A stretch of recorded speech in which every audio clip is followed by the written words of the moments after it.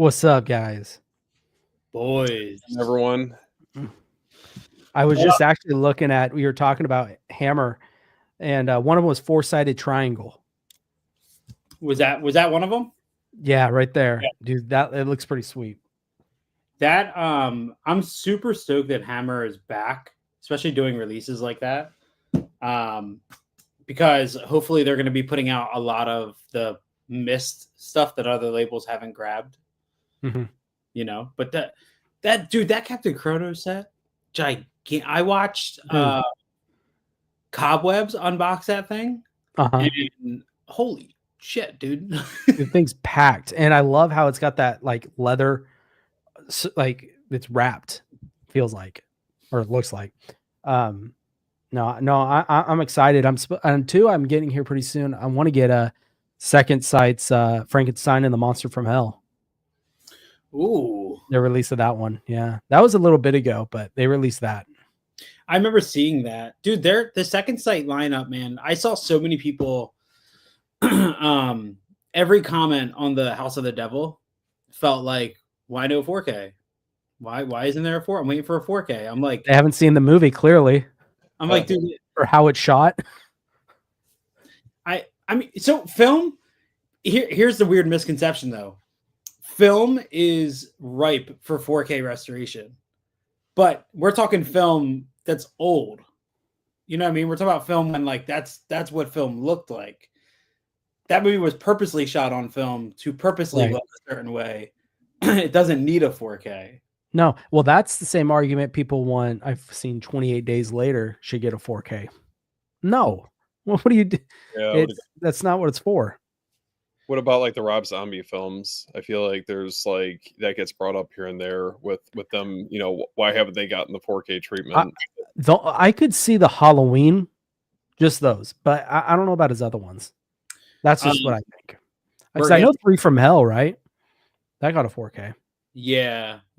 We're getting ready to do our Beyond the Blood episode on House of a Thousand Corpses.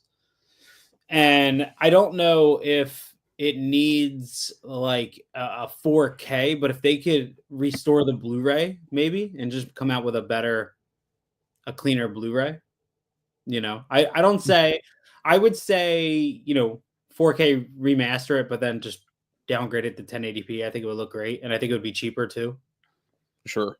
But I mean, Devil's Rejects would probably look really good on 4K because that movie shot in like direct sunlight the whole entire time. So it'd probably look really good. I would love to see that, like similar to the box set that they had for House of a Thousand Corpses. If they did something similar for the Devil's Rejects, I'd be all for that for sure. I wish they would, man. This would be this year. Yeah. It came out in 2005, right? It came out I thought it was 2000. Yeah, it might have been 2005. I know Chuck and I talked about it, and I was like, oh, it would be this year. Why when I type things in on IMDb, I always get like complete 2005. Yes, 20th anniversary this year. So, dude, that box set is nice, right? That little House of Thousand Corpses box set is so nice, man. The art's great. You know, it's the Blu-ray, but yeah, cool art cards, and it was like $20. Is that the one? And it looked like it had like all the bright artwork all over it. Yeah. That thing's going for stupid money right now. Yeah, dude, and it's really simple. Like, yeah, yeah, that's the one I'm talking about. Yep. So is it going for a lot now? Because I remember that one was one that I was on the fence on for picking up for a minute there. You know, let me look. He said, "What's up?" What's up, Jeff? Because I was looking, and I saw one. I think it was that one, and it was going for quite a bit. I gotta find it though. I mean, I'm not surprised. There's nothing new in it, just besides the art box and the art cards and the art sleeve. Everything else it's the same exact disc that you got before. And what was Anyone? bullshit was when we were going to do the commentary, when we were going to do the podcast episode for it, Rob Zombie did a new commentary when that release came out, but only on the digital version. That's kind of weird. Yeah. Well, especially with Rob Zombie, I feel like he would push for that to be on a physical version over obviously a digital.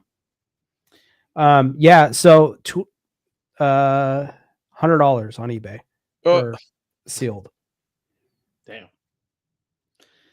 Did anyone get Lords of Salem?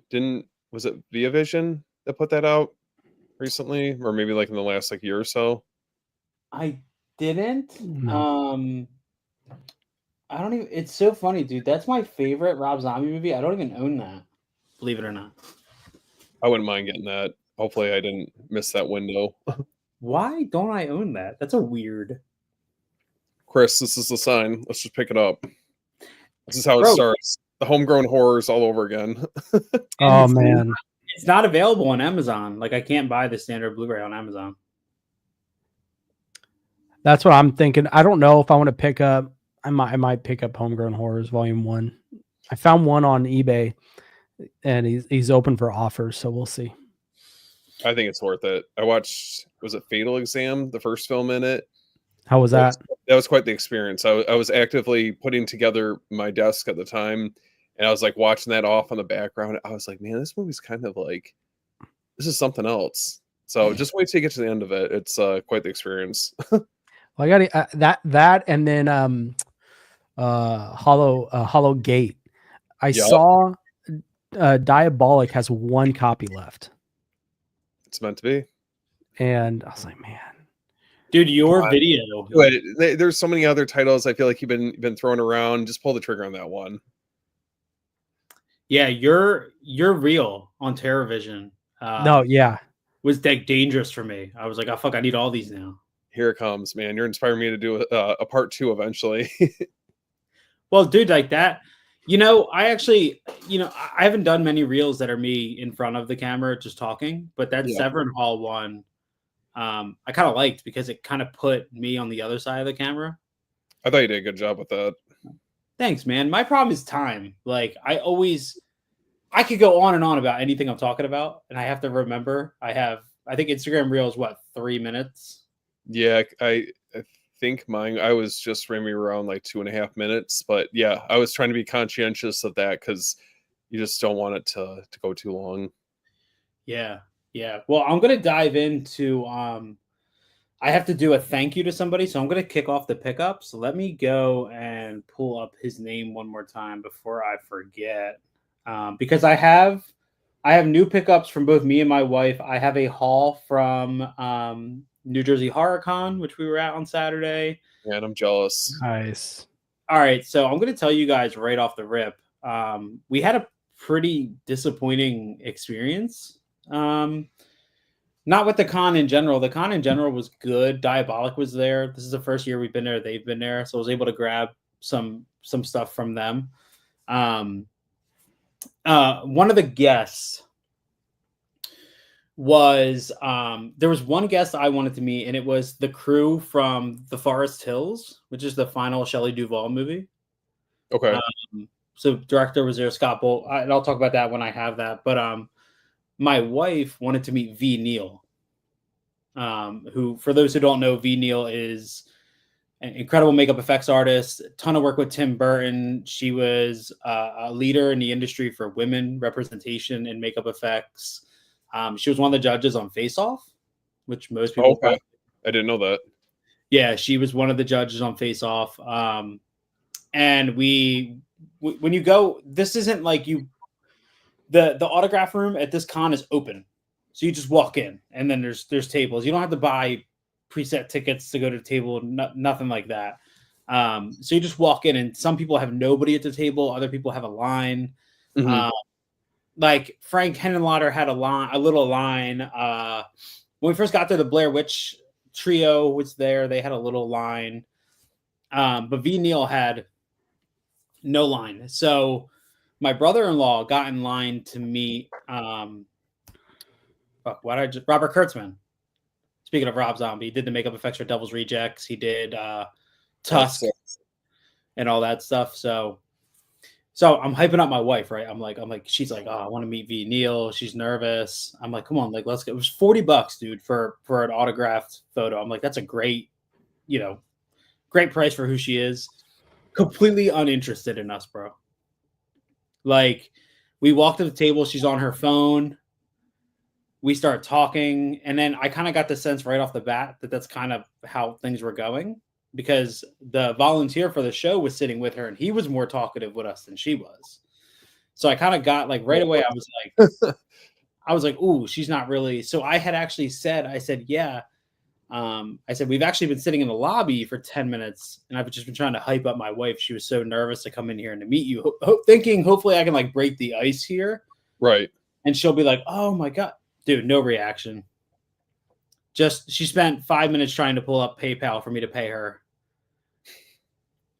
It's one thing to be like that as a normal, just everyday interaction, but especially when you're paying $40, that's pretty messed up.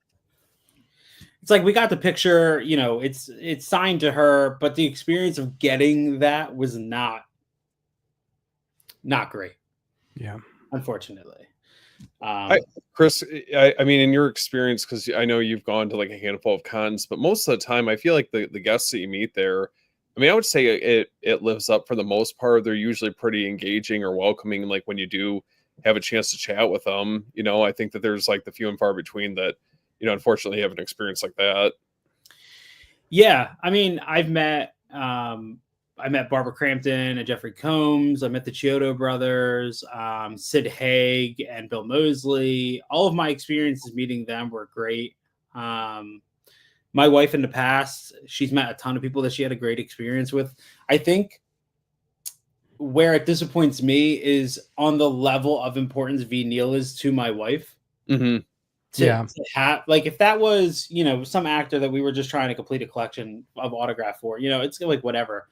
But to that level, that sucks, man. Because you're like, come on, dude. Like, show me a little, give me a little bit of interest, give me a little pull. Talk to me for at least make the effort. Yeah, and I think kind of word got around maybe about how she was because nobody was at her table. We have legendary makeup effects artists who designed Beetlejuice and Edward Scissorhands and The Lost Boys. Like, incredible work. And barely anybody was at her table. So I think maybe there had been some rumblings of like, hey, this hasn't been the greatest experience. That word gets around quick, bro. For sure. So, yeah. That's too bad. But I just want to shout out Brent Madison. So he was watching last week's stream, or was it the week before? We didn't do one last week. We did the week before, right? I think we did Monday. We did Monday last week. Monday. Okay. So he was watching the stream and he heard me talking about the canyons from Vinegar Syndrome. And I had made a comment to you guys. It was $36 and there was no way I was paying that for it. He hit me up and sold me the slipcover edition of the canyons for $20. Look at you, man. What are you? Nice. You're like for two no. Dude, seriously. Let it be known. I need to let people, hey, this is what I'm looking for. Yeah, he hit me up out in the universe. That's cool. Dude, he hit me up right away and he got it as part of his subscriber package. And he was like, I watched it. It just wasn't my thing. He's like, so I'll sell it to you like for what the math came out to per item. And it was like $20 and he charged me like $4 to ship it. So shout out to you, awesome. Brent. If you're out there, that's fucking awesome, dude. I appreciate you so much. And he shipped it so fast, dude. I talked to him on Tuesday and I got it on like Friday. So wow. That's awesome. Yeah, bro. Yeah. And then real quick, I'll cover the next two real fast. My wife picked up Shark Night. Have you guys ever seen this? No, it looks fun. No, I haven't. She loves this movie. She saw this movie in theaters. I technically bought it for her because she was talking about how she wanted it, and it was like $6 on Amazon. This is directed by David R. Ellis, who directed Final Destination 2 and the Final Destination, so the fourth one, Mhm. the worst one. So for some reason, that's what they put on the top here. That's who directed this. You know, it's stupid fun, but I will say, if you understand like cinematography at all, when you're color grading and stuff, you can spot like exposure. So kind of like a photo, I can choose. You know, you can choose an option, an area in a film, and raise that exposure. And of course, if you raise it too much, it looks weird. It looks washed out, Yeah. overexposed. There's a scene in this on a wave runner where that's at like sunrise, and they perfectly spot expose the guy's face. Oh. It's terrible, dude. It's Is it terrible. like give it like a halo effect just on his face? Yeah, it's like this perfect oval. It's like his upper chest a little bit, and it's so brightened that it like it's washed out, so there's like no color to it either. Um, yeah, oh yeah, it is in 3D. I remember asking my That's wife. cool. Yeah, there was some times where things were kind of at the screen. I was like, "Wait, was this in 3D?" She's like, "Yeah." I'm like, "Oh, okay, great." And then my wife picked this up. This is Aliens Expanded. Oh, I saw that. I want to Yeah. check that out. Yes, this is the creators of In Search of Darkness. This is a 282-minute documentary about the making of Alien. Ooh, that's extensive. Yeah. Did you guys see the 70s In Search of Darkness, by the way, now that you brought that up? Yeah, hopefully the backers push. I mean, I'll push for it with them because I think that needs to happen. Yeah. Okay, never mind. Go ahead. Sorry. No, you're good, man. Just what's your guys? Do you guys put Alien and Aliens on the same playing field, or is there one you prefer Yeah. over the other? I couldn't prefer Alien better. Yeah, I'll agree. I think it's got that more a horror aspect of it. Aliens, it kind of does its own thing. I mean, Aliens is good. I'm not saying it's terrible. I put Alien first. Yeah, I'm not the biggest Aliens fan. I think it's good. Mhm. I don't think it's great, but it definitely has an interesting history that I'm excited to dive into this with. Maybe this will push me to like it more. Who knows? You know, because this is the 3 times the running length of the movie. So I can you know. appreciate that. Yeah. But yeah, that's the first. That's my first little batch. Oh yeah.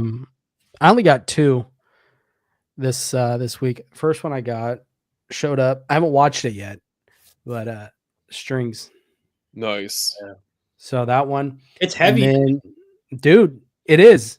It is. And then I don't know if you saw. So this is number 9. But influencer, they put it out as number 10. So I don't know what that was about. So which one's number 8? Would number 8 be Saloom or Kuso, one of the two? Kuzo's number 7. So then it would be was it Saloom or Saloom? That must be number 8 then. Number 6. Oh, I don't know. Number 8 is yes. yeah. But anyways, did you get the new ones? So I did. I pre-ordered them through Vinegar Syndrome, and then the movie room, I was talking to him and he got them too. And so I canceled my Vinegar Syndrome, picking them up from him. So just waiting for his to show up on mine. Yeah, I picked up both from Vinegar Syndrome, but it was crazy when I picked them up 3 minutes after 12, and it was already down to like 700 copies remaining. Yeah. Birth Rebirth is going crazy. That one. That looks good. Oh, and yes, Brian's gonna be joining us. My boy. And then the other one I picked up, this one showed up, the Arrow Texas Chainsaw Massacre 2. What's that? The cover art's sick on that. Yeah, the one thing I wish it had chose something different there. That's the exact same. Oh, I said would have been really cool is if they took the artwork from the Blu-ray limited edition and put that there. Yeah. Just kind of make it a little different. The wood with the saw coming through the wood. That one. Yeah. They kind of did something similar to that with the booklet in here, but Yeah. yeah, they Is just did that? that. And I wonder, is that the same booklet that was in the Blu-ray release? Because I think that's the same art. I don't know. I could tell you. And then this is the same transfer as Vinegar Syndrome too. They took the same transfer from them. Yeah, I mean, dude, I love Right the here. text. I love the art. It's similar. It's not really going through wood. I mean, kind of, but it's through the state of Texas. Okay, so it's different. Okay. Yeah, it's similar, but a little different. I was telling Steven, I was telling Chris last night. So I went to test it. I was doing stuff, and for some reason I decided to test it, and it wasn't playing Dolby Vision on my player. That's what I've heard. Well, dude, all of a sudden it kicked on, and I watched the whole movie last night. How was it?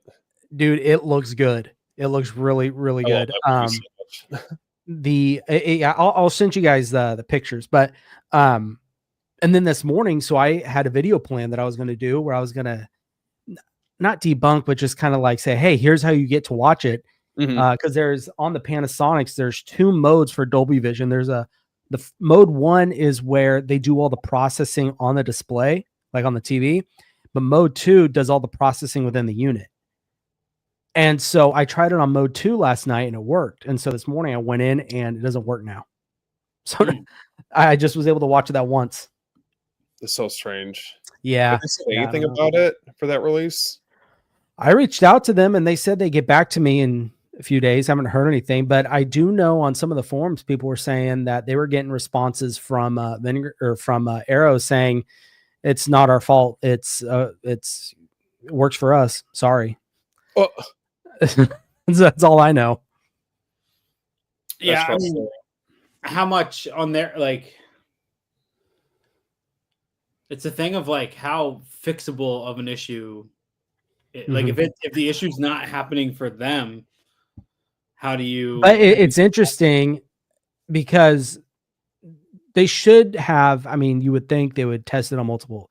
They say they tested on multiple players, but it's not working on like everyone's Panasonic player. So I don't know how. I mean, it could have just been lucky, like I was last night, and it just worked. So yeah. So no issues with any other players. It's just the Panasonic. From what I hear, nothing else is no issues. Like the Sonys, it'll work on those. LGs, it's working on those 4Ks. Now, what's interesting is when I turn on Dolby Vision, obviously does the Texas Chainsaw Massacre doesn't work, but when I turn it off, it'll play just fine. So there's something in the Dolby Vision that it doesn't like with Panasonic players. Does the Dolby Vision make that big a difference in the movie? Do you think? So well, here's the thing. I haven't watched it without Dolby Vision on the Arrow release. I've only seen without Dolby Vision on the Vinegar Syndrome. And I will say that, so I got the picture on the phone with the Dolby Vision Arrow release and with the Texas Chainsaw Massacre without it. And there's one shot, and it's when Leatherface gets into that room with Stretch when they're at the radio station, and she's sitting up on that ice, the chest, and he's going at the ice, and there's that shot where it gets right in close in on his face. I snapped it right there on the TerraVision. On the Vinegar Syndrome, it is it's more saturated. You see a lot of reds and everything. On the Arrow, it's a little more, I guess, natural. It's the best way I can describe it. And that's kind of what I noticed. But interesting. But like I said, I haven't watched the Arrow release without the Dolby Vision, the whole movie. I just seen it with it. So I don't know if that reduction of the saturation was due to Dolby Vision or if it's due to Arrow's mastering of it. I don't know. I know when I watched that the Vinegar Syndrome one, dude, it looks fucking incredible. Dude, it looks great, doesn't it? I'm gonna try something here. Did both of you guys get the Vinegar Syndrome release when that came out for Texas Chainsaw Massacre 2? Yeah, I didn't I get was it like, when it came out, but I picked it up afterwards. Okay. dude, I ordered it in the first. I don't know what. I worked at the car dealership then, and I had a lot of downtime there. And my order was in before 12:01. I was like, wow. I was like, I don't know how I did that so fast. I don't know. I It just has knew to that be, one was gonna go quick. it has to be probably one of my favorite Vinegar Syndrome releases. And the thing with Vinegar Syndrome, is that's a good title for them. Like, yes, Mhm. it's a well-known title, but I feel like that still fits in the Vinegar Syndrome wheelhouse. You know, it's just I agree.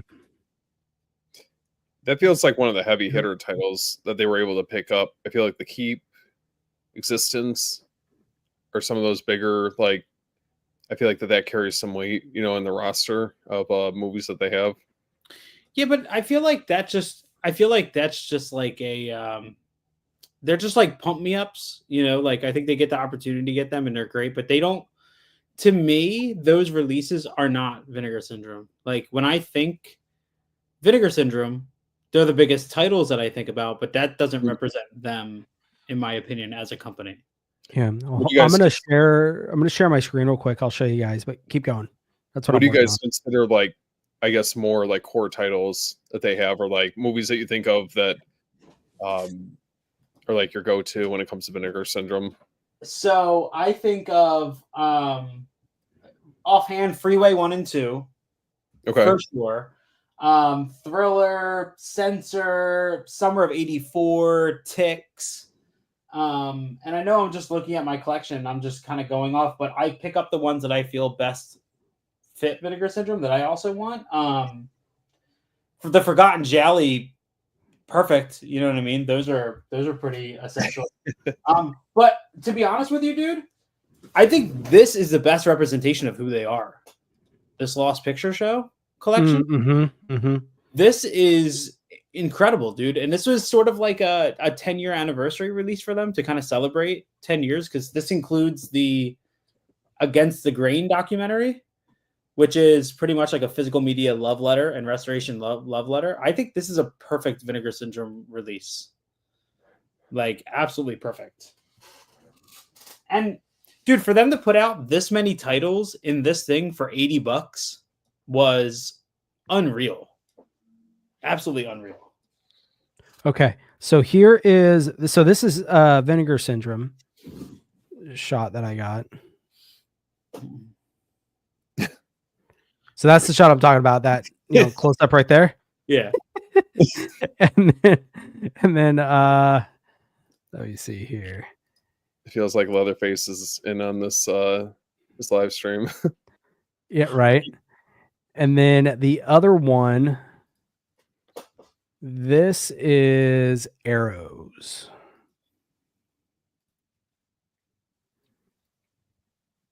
So from what I saw, there wasn't as much. This is a little less saturated right here. It Mm, wasn't. The You can't reds weren't side as. by side them. What's that? You can't side by side them. Let me try something here. Give me 1 second. He doesn't want us to see his search history, man. You don't want to Listen, see that. I'm not here to judge. No, No, just dude, but seriously, like to me, that Lost Picture Show is quintessential.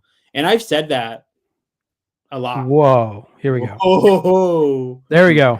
Okay. I see what you're saying. So this one is this one's Vinegar Syndrome. This one's Arrows right here.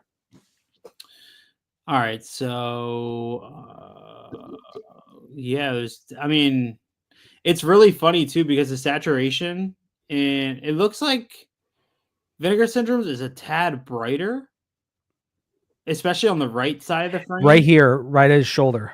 Yep, and then above him as well, above his right shoulder. Yeah.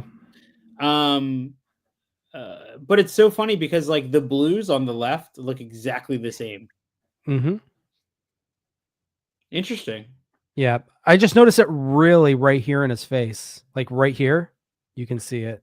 It also looks is oh okay. I would say because the framing looks different too, but it must have just been like like when you captured it, because the framing. Yeah, I mean, I tried my best to get it, so it might be like off like one little frame or something. Okay, like yeah, that, I just because does the camera pan in or he gets closer, right?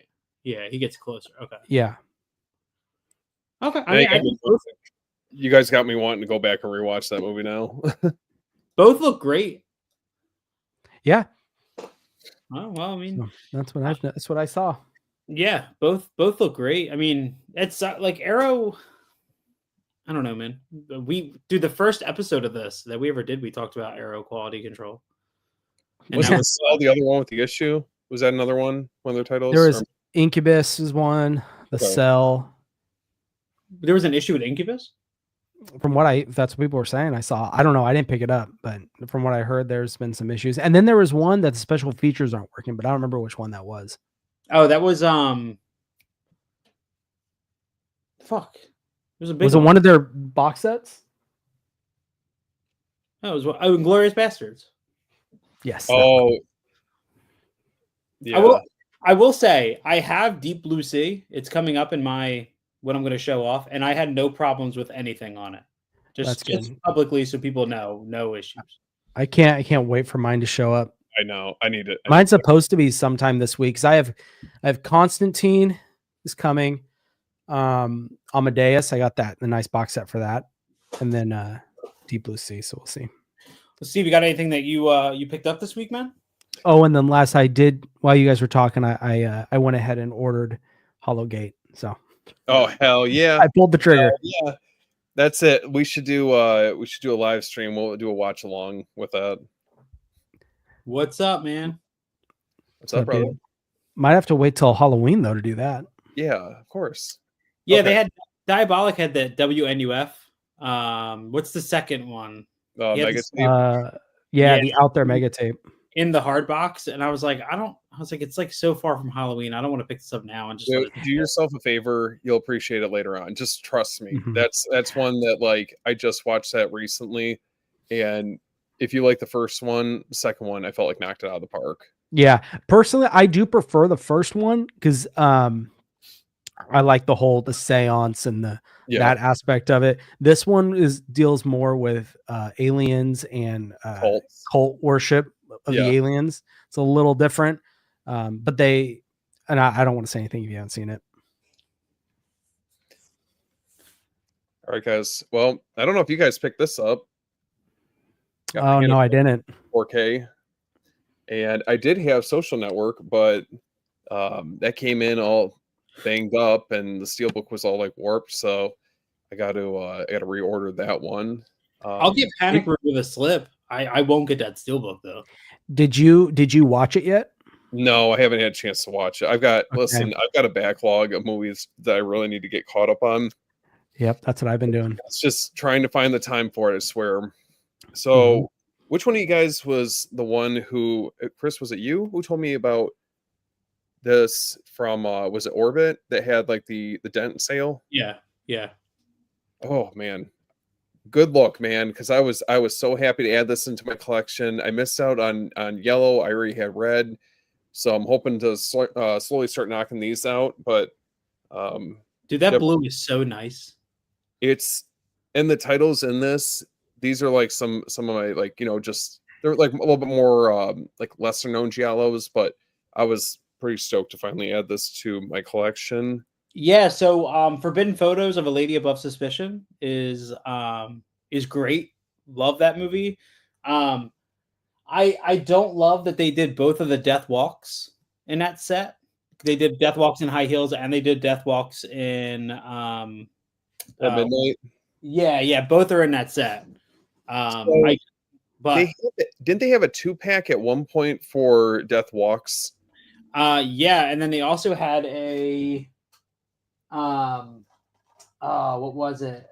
Yeah, I think you are right. I think it was a double pack of Death Walks. You might, yeah, I think they did. Because I remember I didn't realize that those titles were in this box set, and I just remember seeing. I think the 2-pack goes for quite a bit, like some of the older giallo releases. So, but yeah, good look on this. I'm so happy to have that in my collection. Dude, did you jump on the Arrow flash sale they had for those? So here's the thing. I wasn't sure if those that like the I don't know if it's a standard or limited release. So Mhm. I already have like the limited ones for red and blue. Okay. Um, if it happens to be the case for, I think black sold out, but Mhm. I wasn't clear if that was for yellow as well, if that was like the box set or not. Yeah, it was weird because some of them, the picture looked like the limited release, Yes, but it didn't say limited, but there was some that said limited on the actual title of it, but so I don't know. I'm scared. I was like scared to pull the trigger on it because like it's good if you don't really like it's whatever to you, Mhm. but like I've already committed to this at this point. Having these in the Forgotten Jolly. Yeah. So another one I got this week was got Graveyard Shift from Nice. Kino. So Yeah. I'm pretty stoked to watch this. I watched this not that long ago on on VHS, so I'm excited to see how big of a jump this would be for this title. I know Christian from Planet CHH pointed out something interesting about it where there are some moments where people's skin like sparkle on the Yeah, I did see that. so I don't know if that's just something in the restoration, but I thought that was a funny little detail. I'm curious to see how that like what the transfer looks like, knowing that in mind. And Mhm. then another one I got from Kino, got Body Parts. Nice. Oh, both of these I'm excited to check out. And then I had to save this one for the very end. Any of you guys pick up Cruising? Al Pacino? Hell yeah. I've never seen this. It's good. I feel like you would definitely appreciate it. This there's a ton of cool. Yeah, there you go. Nice. I haven't seen this either. Yeah. You guys are in for a treat. Yeah, this is one I will say though, it's nice having the unique artwork on the matte box. Yeah. You know, so very happy.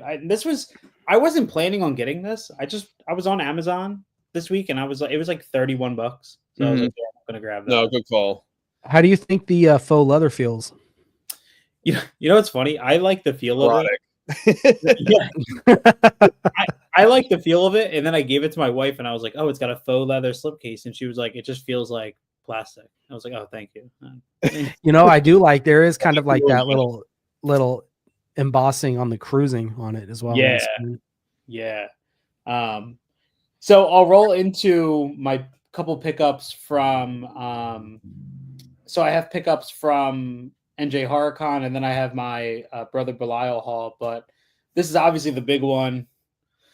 I feel like I've been one of the first to really like talk about this in detail because Diabolic had this at their booth. This is the 4K. It looks great. In this case, I don't mind the matte art on the inside. It kind of gives like a nice little. I don't know. Like I kind of like the art on both of them this time, just because of the matte and the gloss. But that's just me. Um, Super. It looks good, especially in the darker moments. Like the shots outside of the I'm gonna say ship look great. Like there's that beautiful sunset shot, and then at the end, it all looks great. But the stuff on the inside looks really, really good. I was really happy with it. Believe it or not, my favorite part of this is the booklet. Um, Never in my life. So there's 3 new essays in the booklet for this, and never in my life did I think I would be reading an essay about moral character decisions of Deep Blue Sea. Yeah. But And, that was a and here we are. But here we are. yeah. I Yep. mean, dude, all 3 essays were great, and like actually kind of had me reframing the movie a little bit in my head. So, and there's also really cool at the end of the booklet, they go over some toy designs that they were going to release for this movie that they never did. And my wife was like, "Holy shit, I want those!" So, just cool stuff there. I did grab this from him, the Strange Darling Icon 4K release. Um, I figured it was finally time. I think this was like $35 with him. So I was like, let me finally grab this. I still haven't seen this yet. So Yeah, I haven't seen it either. I figured might as well get the 4K. And then this is the Forest Hills movie. This is Shelley Duvall's final film. It's signed by the director, the executive producer, and somebody else. I don't know who else was at the table, but they also signed it. Some guy randomly sitting there. Yeah, so guys like I will say though, so Scott Goldberg, the director, the super cool guy, I was chatting with him. I Venmoed him, and you guys probably saw this on my Instagram story. I Venmoed him the $20 for that, which I thought was a good price.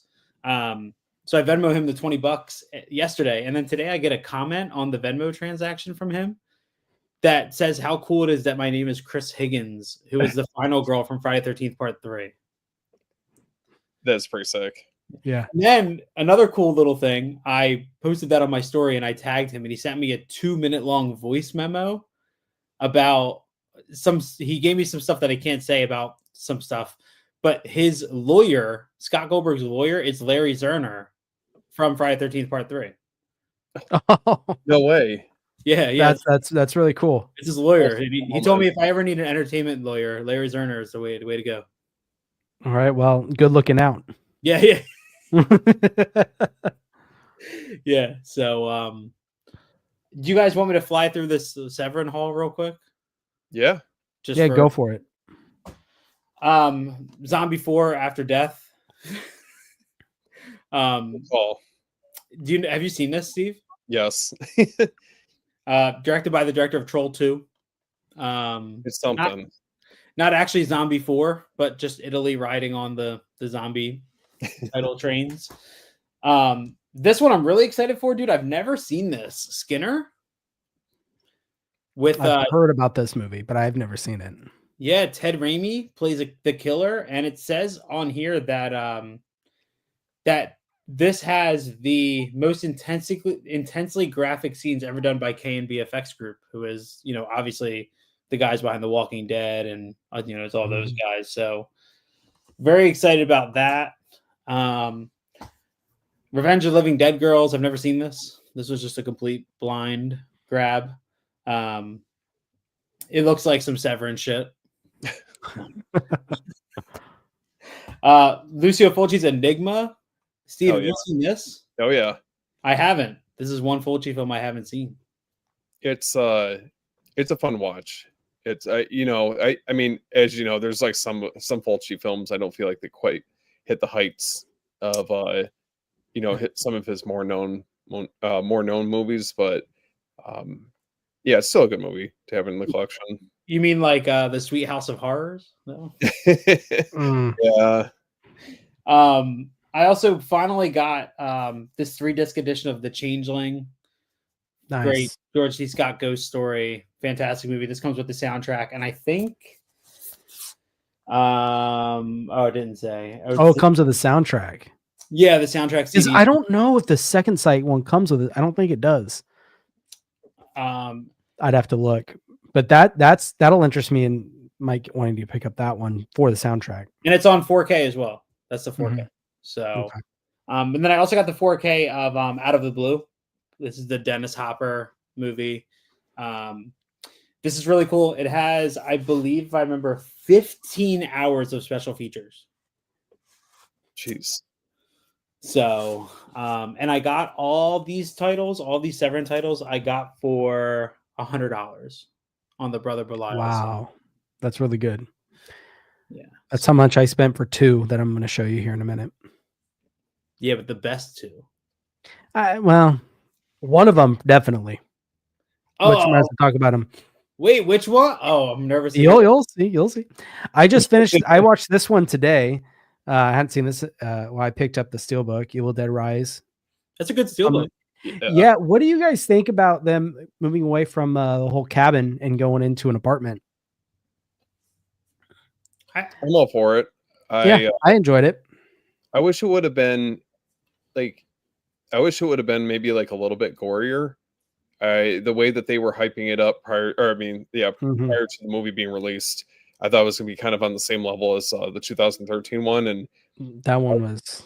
Yeah, I feel like that's kind of hard to match that same energy from that movie, but it was still good. It was a fun watch. Yeah. I appreciate the Shining reference in the movie. The elevator blood scene. Oh, yeah. like they hyped up the cheese grater scene, and it's like nothing. Yep. Yeah. But it does have the coolest title card I've ever seen in my life. So the opening of that I movie, do. One Oh. thing I do like is the whole record thing where they have to, speed up the record to hear it. I thought that was really neat. And when she puts her fingernail on it and opens up her mouth. I do like. I think if there's any franchise that you can continue making and keep having new talent take a stab at it, it's Evil Dead, because like the next one, Evil Dead Burn, it's a new director, it's a new team outside of the producers. Like I do think that's a franchise that you can continuously bring back and have somebody new put their hand at it, and it still be fun. So I'm happy to see it, because I think the next one they confirmed is called Evil Dead Burn. Yeah. Which is really cool. I'm really excited, man. I mean, that's a franchise you can do anything with. So I finally finished Iced. nice. What'd you think? It was a fun movie. I liked it. Yeah. It was very very cheesy, very the twist is you see coming a mile away. Is there, based on the photos on Vinegar Syndrome that I flipped through, is there like an absurd amount of sex in that movie? No, not really, but there 3 photos from Vinegar Syndrome. I was like, of people going at it. I was like, what the hell is this?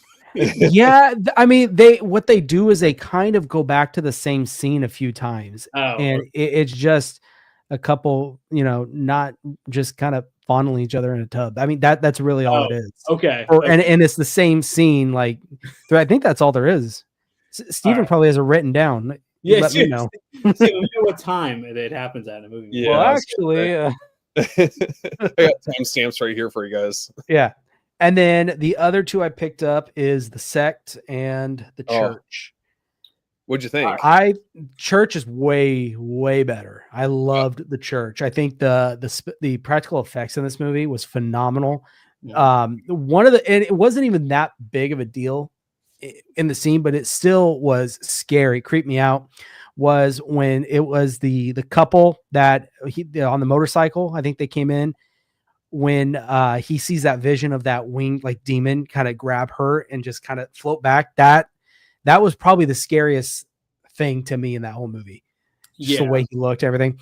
But I thought it was a great. I love that movie. And then The Sect was just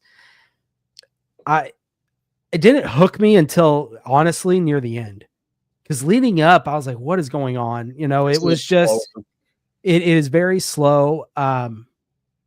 Really, and I thought this was an excellent scene. I don't remember the character's name, but you've got the main kind of the elder of the cult, and he's talking to the girl, and she turns around and everyone's in the room with her. Like from there on, it was crazy.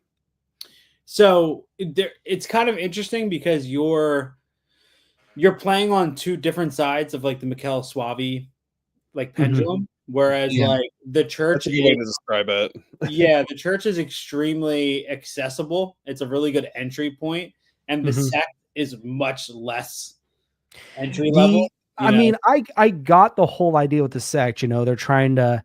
It's like the Antichrist they're trying to bring in a way into this woman.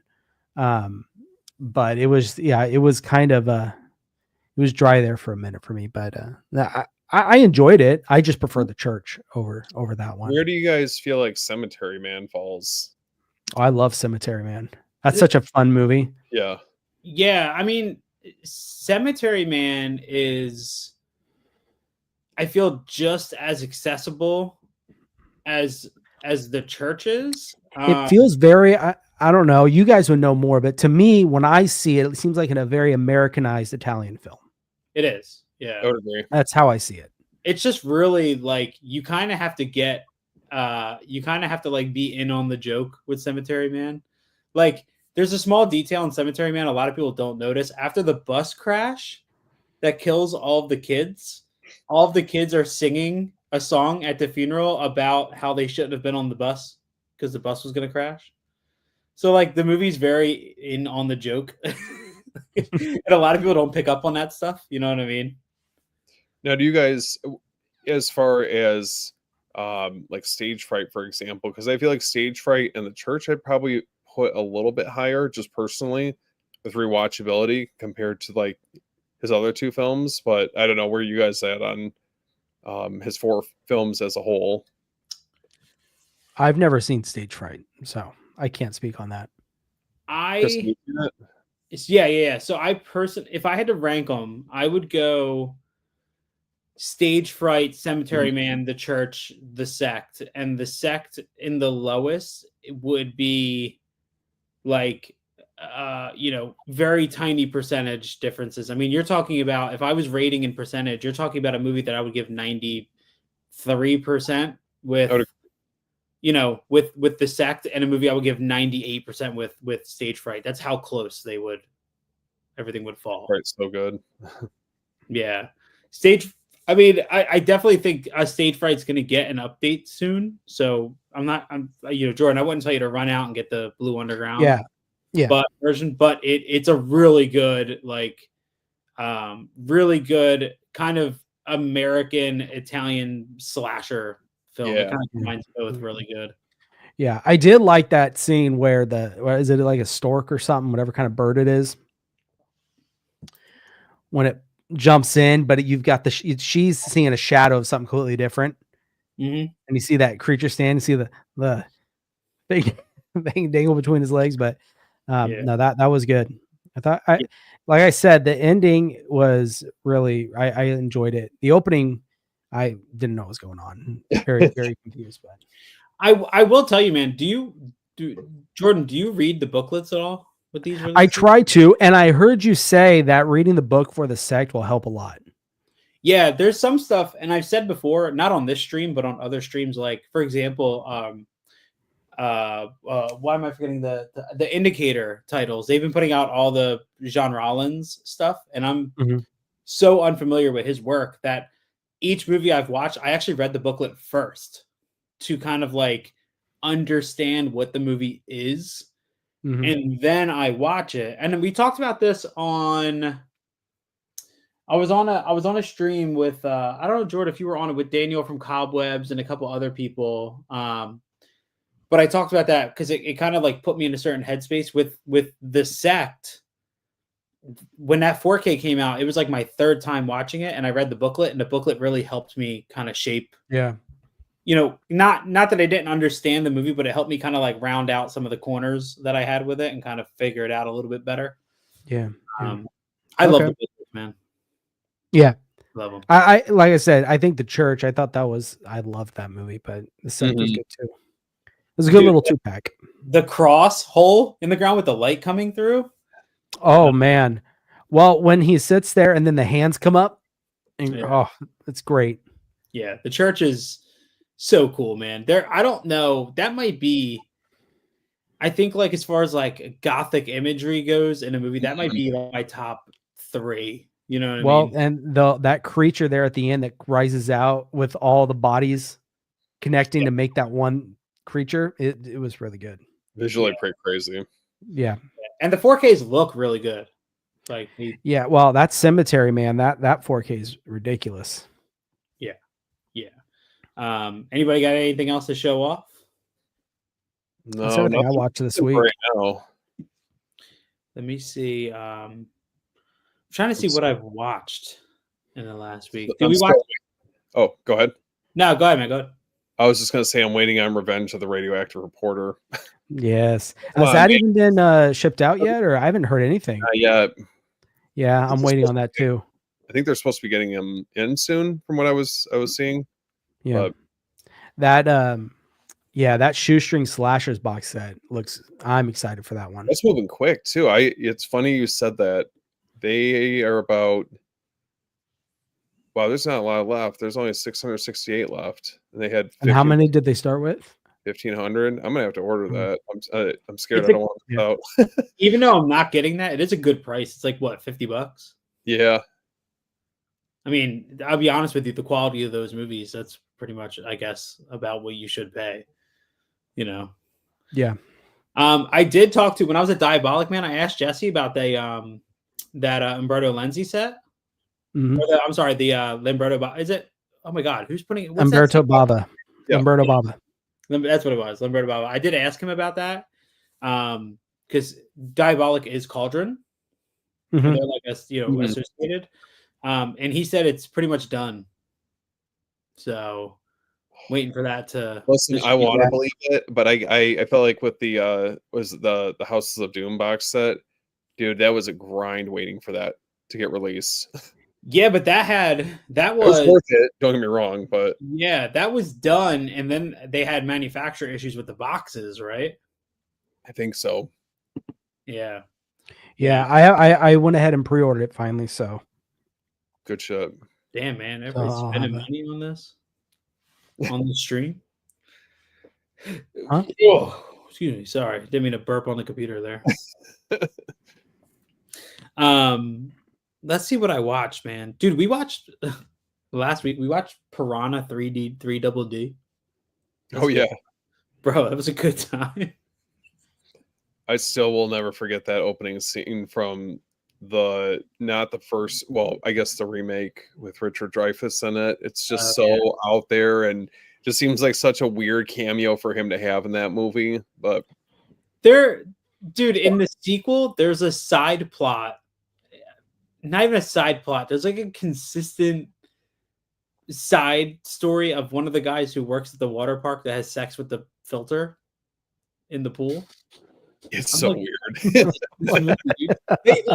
It happened once and I was like, okay, that's a joke. And then it happened again. And I was like, oh, this is now uncomfortable. Like it's kind of like, what was that movie, Crust, that Anchor Bay put out?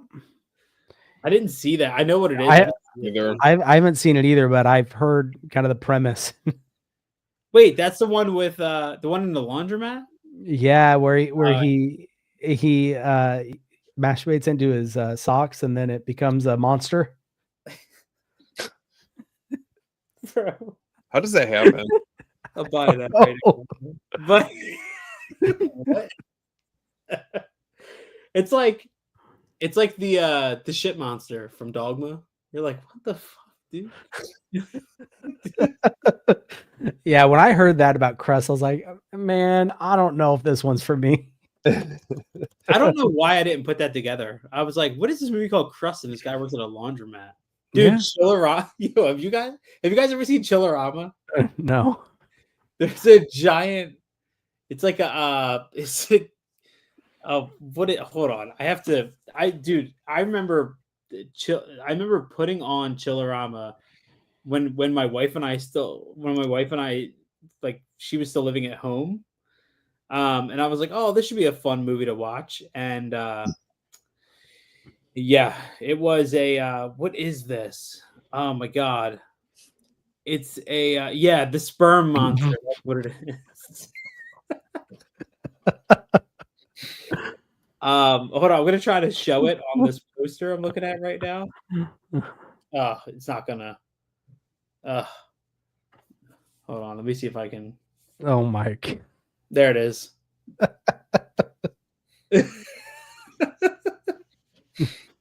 I thought I had another like. I feel like I've seen it all now. That's yeah. Oh here it is in the movie. So wait, pull that back up again. Hold up, here's another one of it coming out of the water. It's like a giant like Pokemon or something. It looks like the what's the worm from SpongeBob? Oh, yeah. Oh, here it is on the Statue of Liberty. You've got its little tail and everything. That's hilarious. Jesus Christ. Oh my god. Yeah. Wow. I didn't watch a lot of great stuff this week, bro. I watched See No Evil with Kane, the wrestler. That wasn't great. I did watch, dude, and had a great time with the Texas Chainsaw Massacre remake, the 03 one. Mm-hmm. I just watched. That's so funny you say that. I just watched that within the last week. Dude, it holds up so well. Yep. And you know the idea around the original is that it's not as violent as you remember. You know, that's kind of the whole thing. the Texas Chainsaw Massacre remake, same thing. It's not as violent. It's gruesome. Like, it's a grosser movie, but there's like 3 deaths in that movie where there's no bloodshed. That I swore there was blood. Yeah, until they came out with a Netflix one. Oh, that's the bus scene. Yeah, exactly. Which the bus scene was great, I will say. Dude, we had a fun night last night, bro. We watched Deep Blue Sea, right? And then we watched Poseidon. Bro, and then we watched Driven, the Rennie Harlan F1 movie with Sylvester Stallone. Yeah. Now Nice. we just Sounds like a good night. We just need Anaconda in 4K and Lake Placid. I feel like then the dude, Lake Placid would be phenomenal. Betty White. Betty White feeding the crocodiles. But then this morning, I had a good one this morning, guys. I watched Body Bags. Betty White. What up? What up? But then this morning, I had a good one this morning, guys. I watched Body Bags. Betty White. Weird delay. What up? But then this morning, I had a good one this morning, guys. Weird delay. It's Brian. What's going on? Is that me? Yeah. Weird delay. It's Brian. It's a good 5 seconds behind. Hold on, let me try something. He's out here time traveling or something. Oh my god! And then I watched The Fly, the remake. Oh, I love that movie. I can't. Second Sight needs to do that this year. I keep saying that, but man, start a campaign. I will say that Blu-ray looks great. it does. It looks fantastic. Looks awesome. There's like a lot of the close-ups on Jeff Goldblum. I could definitely see some more detail being pulled out because there's a lot of really good close-ups on him where I was like, ooh, I feel like this could be a little. And there was sometimes with the color, sometimes with the contrast. I was like, oh, I feel like this could definitely be better. Yeah. So I could see the argument for wanting that on 4K. I just want a box set with a booklet. Mm-hmm. Give me some art cards and a poster or something. I don't know. Go all out. Give me the screenplay. What would you guys? I know that there was a handful of like recent releases. What would you guys think? Go all out. Give me the screenplay. That dropped. What would you guys? I know that there was a handful of like recent releases. What would you guys think?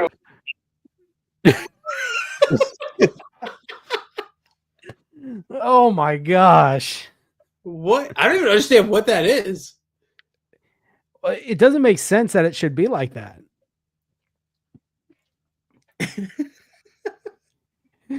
It would only happen to Brian. It would only. Right.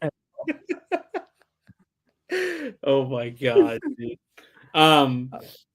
The Fly. I think we were talking about. Yeah, no, dude, great. I mean, I was talking to my brother-in-law today. We went out to lunch, and I was telling him, man, I was like, yo, Cronenberg is so good at the cold open. Like, that guy wastes no time in any of his movies getting to it. Like, I watched Videodrome in recent memory. I watched Crash and I watched The Fly, and all 3 of those movies just start. Oh, you know what else I watched and I forgot to mention? Shivers. And that's another one that just jumps in it too. Yeah, Shivers? Yeah, it starts. That's a great one. Yeah, I got the Vestron Steelbook for that.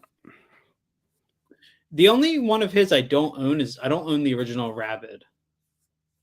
Mm-hmm. Who released that? Scream Factory, I think. You guys get this? You want to pick up the That's the one I have, yeah. No, I have shit. Where's mine at? Oh, I just have the regular Vestron boy. Okay. So you can't get this fucking sticker off. Stupid. Try some like Goo Gone or something. Or use a hairdryer. Stupid sticker. Ask Brian. He's like the professional at doing that stuff. I know. Yeah, I need to ask him. Yeah. Wait. Hold up. Why did nobody talk about like? They may pick this up from Vinegar Syndrome, from the Umbrella Vinegar Syndrome. No, I didn't even know. Dude, this is an I didn't even know that Umbrella. came out. This is an Umbrella Vinegar Syndrome release. And that just came out? No, this has been out. This movie's Oh. fucking awesome, and nobody talked. This came out like last year, I think. I just saw it, and I was like, "Wait, hold on, I gotta talk about this." Oh no, I can't get it back. Sorry. You guys This- ever the seen stream Trancers? is off the rails?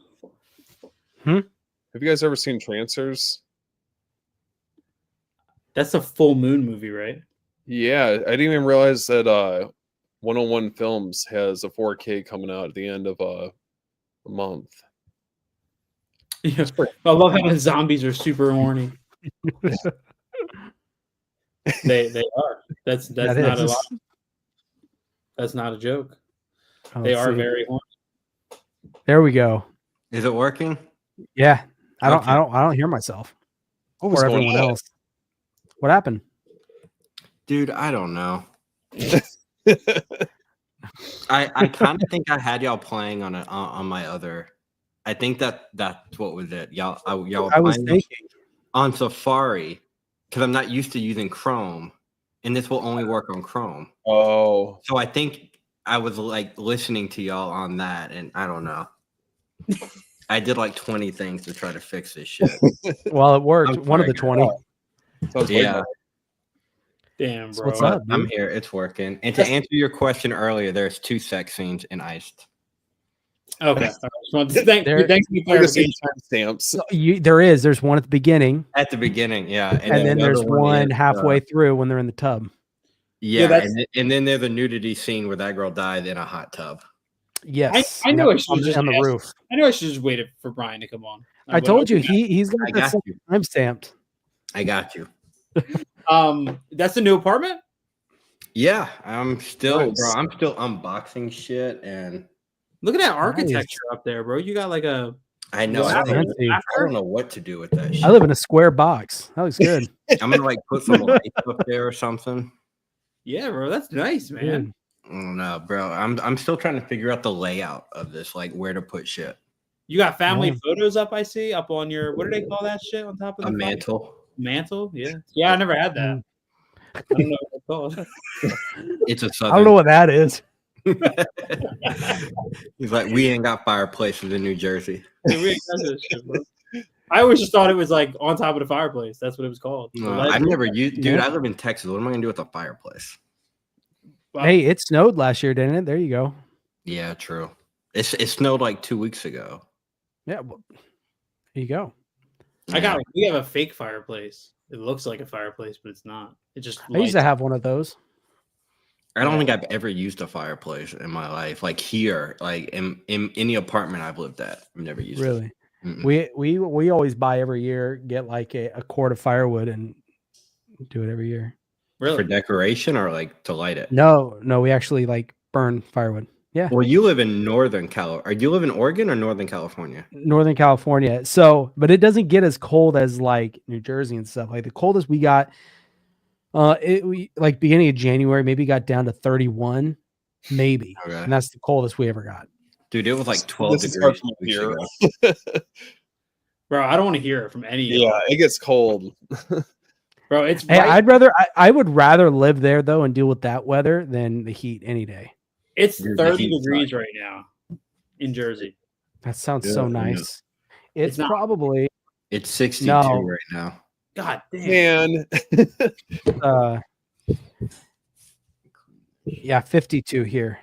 And that's cold for like right now. It's cloudy and 52. Dude, if it was 52, I'd have my windows open. 62, that's like swimming weather over in Texas. They got wife beaters on and everything right now. What are you drinking, bro? Coke. Damn, Nice. bro. You got the big Did you gulp? pick up anything today or this week? Yeah, I picked up a few things. I got Bobby Joe and the Outlaw on VHS, Oh, which I'm gonna be honest with you. So I'm doing research for something, right? And I'm trying to figure out, like, I'm doing a video where it's like in defense of full screen, and basically the full screen ones that show like more nudity and all that stuff. And this one actually cuts the nudity out when you play it. It's That full screen? Yeah. Disappointing. But I love the movie. I really love the movie. whoa, wait. I'm confused on how it Does Yes, it it out, cuts or- it off. It doesn't even show it, but on the Blu-ray, you see way more, which is weird. But Mischief, how I m- just got, is the opposite. You do see way more. That makes And no I don't know sense if to you me. saw my Instagram post, but they edited Yeah. out the panties on the on the DVD. Oh, I was movies. trying to figure out what it was because you Yeah. couldn't find it. And that's Yeah, what, he's not holding the underwear on the DVD. Mm. So I got this. I just got this in last night. Haven't watched it yet, but got the Oh, Private Lessons. Blu-ray of this because I just have the DVD, and the DVD is bad quality. Like it is VHS quality rip. So imported this from the UK, which actually got here way faster than I thought it would. Nice. No Country for Old Men 4K. I was Oh. talking to Jordan yesterday about it, bro. There were fingerprints all on this disc. Bro, did you get it for like the $19 it was? Yeah, it was like $18,999. So I jumped on it because it's gonna be cheaper than the Criterion sale. Damn, bro. Did you watch it yet? I was like 3 minutes late for that fucking thing. I went on, it was gone. Really? Oh, wait, was Yeah. that when it was on sale? Yeah. Mhm. Oh, Yeah, hell yeah, yeah. with $18.99, That's crazy. right? With fingerprints, though. Yeah, it still had like it was sealed with the outside sticker, the like signed by the Coen brothers. I opened it up. I looked on the back of the disc to see if it was a 100 GB disc. Fingerprints just everywhere. So weird. Luckily, it was easy to clean, but Criterion's out here putting the disc in without gloves, bro. let's Let's start that rumor. Yeah. bro, you're not kidding. I got this big box set too. Oh, that's nice. This is nice. A German release Blu-ray of Adventure of the Robin Hood, which comes with a nice, bro. This booklet, this 180-page booklet, bro. All the original posters and shit, like it's so. Bro, booklets for the win, dude. Bro, this Yeah. book, I can't read any of it because it's all in German. But You can look at the posters. Yeah. dude, 90% of this shit's pictures anyway. Yeah. So that's dope. And I watched it because I was holding out for the 4K on this, but this box set I had to get it. And the Blu-ray looks really really good. Damn, dude. Really good. I like That's awesome. throwing VHS into the mix with the stream now. Mm-hmm. I'm all for it. I'm here for it. Dude, I got Euro Trip on the way too. Nice. Euro Trip is My favorite mode of Euro Trip, bro, is when they get off the train, and it's been a long time. They get off the train, and what's his name lays down on the bench. They don't want to do anything. And he's like, oh, they're like, oh, it's a nude beach. And he's like, he shoots up. He's like, I don't know what we're doing sitting around here waiting for. He's like, what do we do? dude, that dude cracks me up. I love that dude. But I got that like once Michelle, whatever her last name is, passed away. Crazy. Michelle Trachtenberg. Yeah, Trachtenberg. I jumped on. I got Ice Princess 2 on Blu-ray. I don't know where I put it, but I got that. I've never seen it, but that's a Disney movie, and I know Disney's the exclusives out of print already. Hmm. Dude, So I wanted to get that while it was only $20 on Amazon before it like jumped up to 60, 70 on eBay. bro, I really need to like convince 88 Films to let me get some review copies because I'm about to drop like $150 on their shit, bro. With what they got coming. That's Yeah. All their Italian collection stuff that's coming out. Dude, I'm interested in their French collection. Their French collection got me. Dude, I want so much of their shit, bro. Yeah, no, their Their stuff stuff is top-notch. awesome. And their slips. I don't have many with slips because it's like they either come with like big chunky boxes, little mini chunky boxes, no slip or slips. And the slips are like vinegar syndrome level quality. Yeah. Like they're nice. super thick and everything. Okay, I do. You know, I was thinking I do have sex. You do have it. It's in, you do have that. But you know what's funny? So the difference on this one is this one comes with the longer cut, which is actually the edited cut. Mm. Whoa. It's not like the longer, you get more. It's longer, but you get less. Bro, so wait, I gotta tell you guys, Brian sends me two photos from this movie that are pretty insane, and I'm at work, right? So I work retail, so I'm walking around. My phone goes off. I pick it up. I didn't text them back for a while because I was working, but bro, this is what I did. I got the notification, right? I'm holding my phone, and I literally went, "Oh god damn!" I was like spinning my phone. I was like, "Oh shit, I gotta watch this movie." Bro, this movie, okay, I'll just say there's a scene with a flute. And even in the even in the commentary, the guy who's like talking about this movie references American Pie. Yeah, one time? 1991 when it came out. So Yeah, no, it's funny. It takes. Okay, have y'all ever seen Requiem for a Dream? Oh yeah. Mm-hmm. Okay, you know the scene with Jennifer Connelly at the party? Yeah. Okay, imagine that with a flute. Mm. What did I watch? Have you guys ever seen It's bad. hold on, It's so Oh, bad, I but it's can't funny. imagine. have you ever seen In the Realm of the Senses? Mm-mm. No.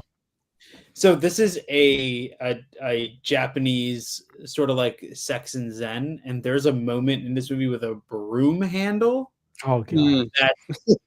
Mm. and it's not done in like a horror way. It's an erotic thing. They have this like the whole movie's about the main character is she works, she's like a maid for this like rich guy, and he always has these women over that he has sex with, and she's a virgin, and she begins sleeping with him, but they have to keep it secret. But they have like these really weird like sex parties, and they find out one of the maids is a virgin, so they pop her cherry with a broom. It's dude. This is a Criterion release. When I bought it, it actually had a sticker on it that said "Warning: Explicit Content." Wow. So, and this is from 1976. Yeah, 70s was a little bit like this one's from the 90s. This is like 1991, I think. And I'll be honest, like this artwork, like this scene is in the movie and stunningly visual, like one of the most beautifully stunning like images, like real images in the movie. It's so Same goes with Erotic Ghost trilogy, which is in these Erotic Ghost Story 1, 2, and 3. Didn't you get that box set though? Too? No, this is the other one I thought you got the 88 one. No, this is the only set that I picked up with those. All three of those are in this. Oh, okay. Along with Dr. Vampire, Robotrix, and Sex and Zen. So is that 2 movies for each like disc? Because it only looks like 3 discs, right? But isn't there 6 movies? No, so individual discs. But 2 movies in each case. Yes. Okay. Yeah. I'm not the biggest fan of that. Arrow does that with did either of y'all get that Nico that Greek filmmaker box Yeah, set? the Nico Historicus kit. Yeah, that was another one that was like 6 movies but only 3 cases, and you almost had to pick which artwork you wanted because reversible was the other side. That's what happened with the Inside the Mind of Coffin Joe. Same thing. Okay. Yeah, it's like there's 14 movies, 7 cases, and then I had to go through and figure out which. But then it's confusing because if you flip the artwork, the spine on the artwork that you flip doesn't have both titles on it. It only has the one title. So then there was a couple times that I would pick a random movie to watch, and I'd be like, "Which fucking case is this movie in?" I had to go through Yeah, I'm not the biggest fan of that, to be honest. Damn. Well, yeah. So that's mine. The only last thing I got was this one, which this one's only limited to like 1,000 copies. This box set, That's beautiful. and I'll be honest, I did not like the movie. Oof. What is it? But look how old it is. They spelled Jackie with the Y. Jackie Chan with the Y. That's how old this is. Wow. All right, bro. How much you want for it, bro? Gotcha.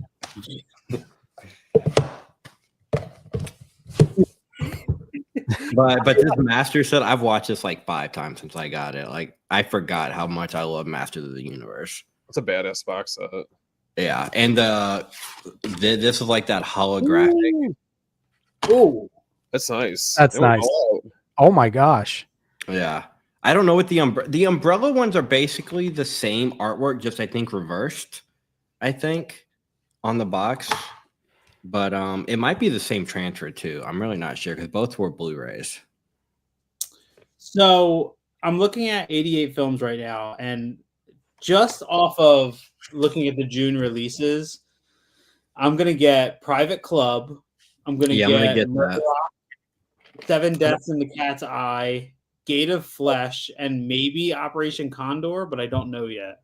I think I'm gonna get Operation and Private Room, and that's it. Yeah, this is dude. That's a they. This is a hell of a lineup, bro. And they're even putting out that movie. Oh wait, is that a different? Oh, never mind. It's a different. Vinegar Syndrome is putting out Devil's Fetus. They're putting out one called Devil Fetus. Well, isn't because I got it confused. So 88's putting out, is it Murder Rock, and then Vinegar Syndrome is also putting out Murder Rock. Is it the same movie, or is it just different movies with the same title? Yeah, no, it's the same. It's the same movie. It's the Lucio Fulci movie. Okay, because the Vinegar Syndrome one looked like Murder with an R. Like it had two R's, and the 88 looked like it was just one R. So I was confused. Are you guys? I think. Of them? What was it? Are you guys picking up either release? I'm gonna pick up. I gotta watch the trailer first. Yeah, I don't know. I want to, but I haven't decided yet. I could get it if I don't like it. Give it 20 y'all. I just ordered. I was very quick with the pre-order for the Jason X and Jason Goes to Hell. Mm-hmm. I'm gonna wait on that pre-order, but I'm gonna get those. Dude, they look so. And one thing that's cool is so there's a guy from one town over from me, Steve Barton. I posted a couple months ago about his book. He was the producer for Terrifier 2.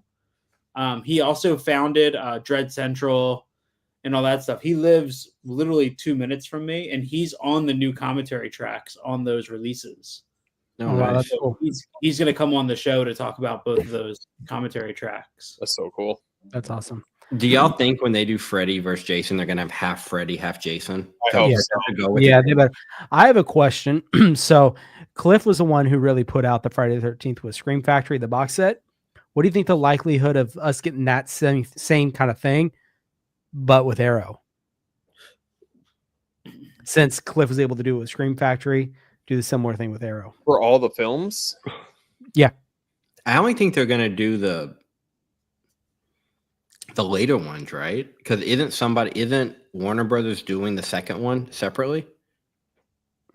Or Paramount. I think it's Paramount. Yeah. Okay, well they're different because aren't the new ones New Line?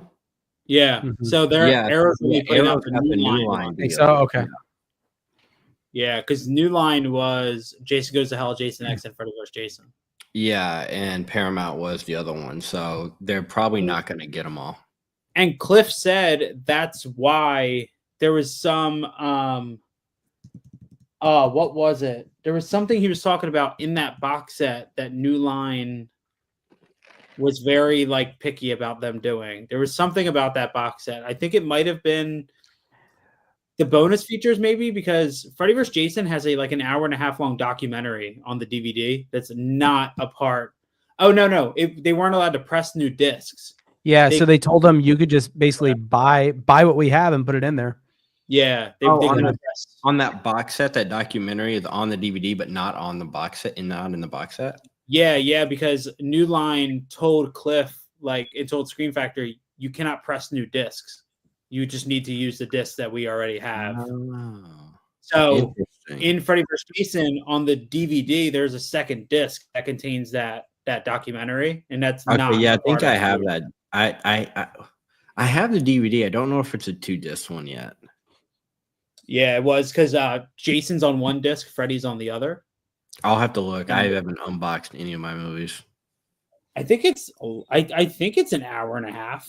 It's a long making of documentary. Didn't one of y'all, Steven, was it you? Who was it that got the in one of our group chats? I got the Prometheus. No, that was 80s maybe. Oh, okay. I think. No, or was that High Volume? I can't remember. It was one of them. It was High Volume.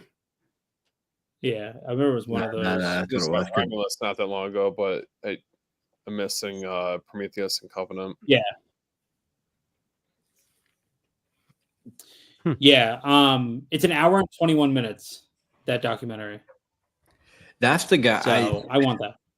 I like the style of Freddy vs. Jason. Freddy vs. Jason, I think the only thing that's bad about it is the actors, but everything else, I love because it's done by who? That Ronnie Yu? Yeah. Yeah, I love his style. Well, Yeah. it's No, that's a good funny, man, because like the stuff with Freddy vs. Jason, there's things I love, and then there's things I like loathe about that movie. It's really like the lows are really low, but the It's the highs are acting really that's the high. lows Yeah. for me. Like the Yeah. acting with the actors, with the kids. Like I Yeah. don't. Yeah. Or like the nose scene. I hate when Freddy says, "I got your nose," and like, fuck, I hate it. But when my wife and I quote it all the time during the fight when he lands behind the oxygen tanks. Mhm. He's like, "Man, the torpedo." He's like flinging them at Jason. I don't know. That's got also one of my favorite kills with the folding of the mattress. Oh, I was Oh, gonna yeah. say, Yeah. that's pretty gnarly. Dude, Trey is like that character's when he shows up in the cornfield and he's The holding cornfield. Yes. his head up and he's like, "Don't make me tell you twice." He's like, "Don't." Dude, that movie's oh my god, man. So is that movie considered a Friday the 13th movie and not a Nightmare on Elm Street movie? I believe so, actually. I only say that because it's not. That's what I always thought. It's not in the Nightmare collection, but it's in the Friday the 13th collection. Well, who put it out?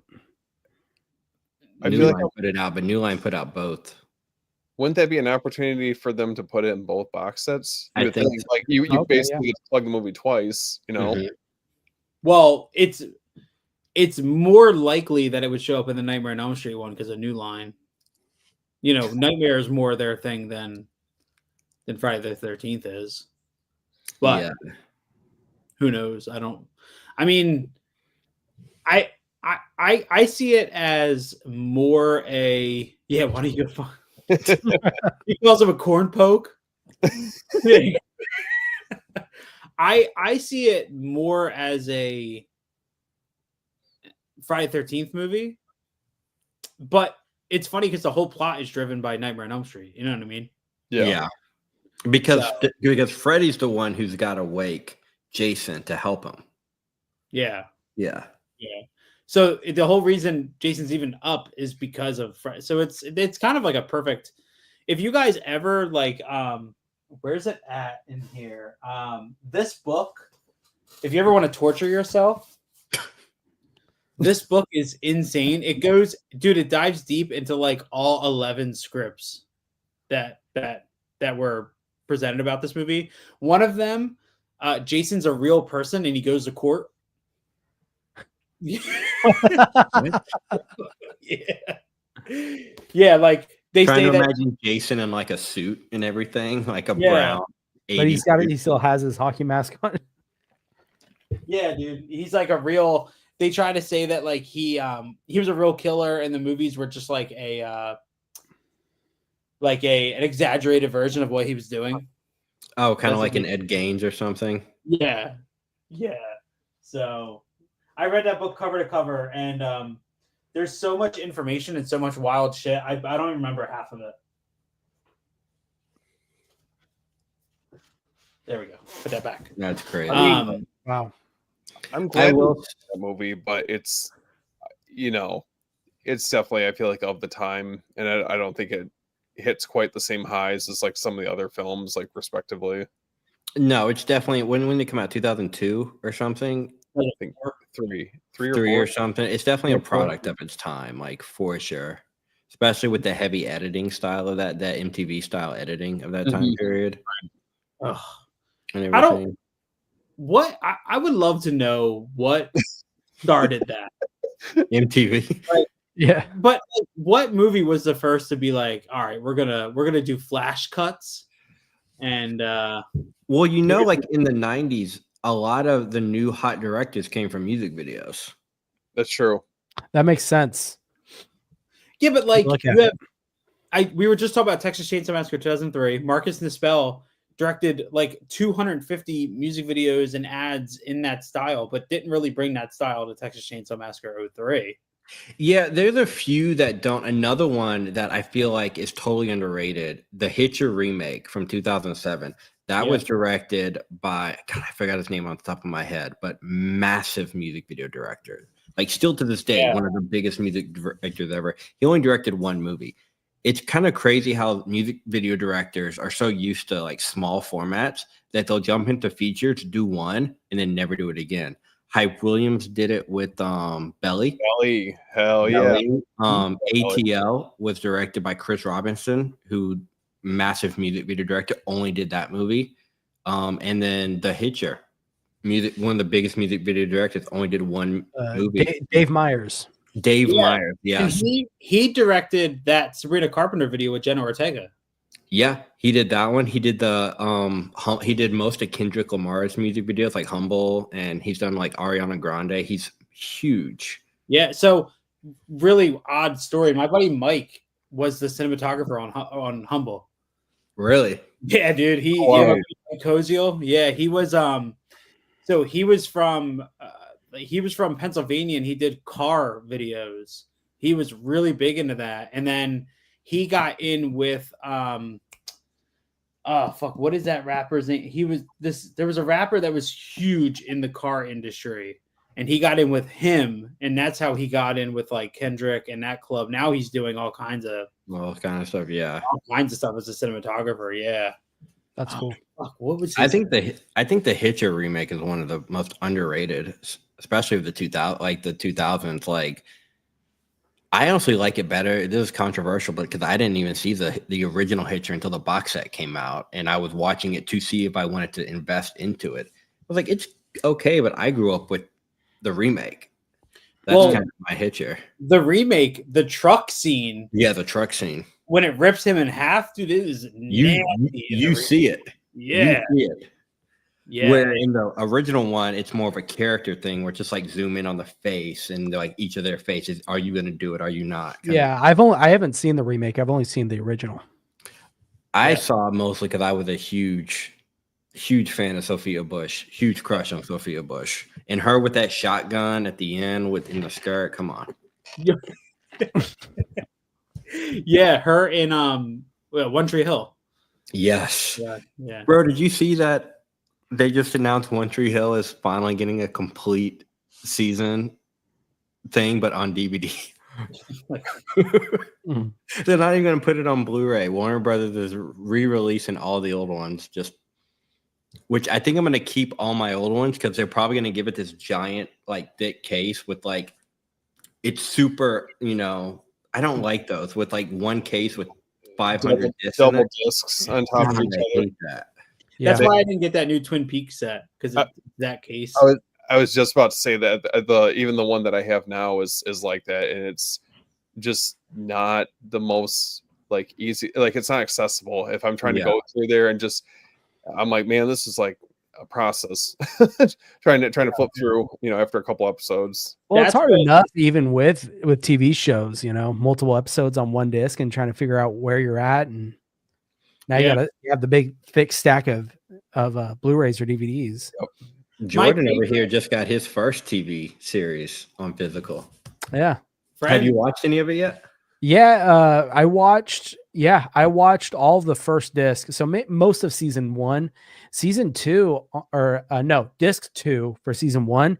I was having an issue with the menu at the bottom that has like play episode selection. It was just black. You couldn't see anything. For which show? Friends. Okay, nice. Yeah. Well, you got the UK import too, right? I did. Yeah. I prefer that one better. I like the artwork on it, and it's got the hard. Is that the one where each case have like a duck or a symbol or something on it? And yeah. Let me. I have it right here.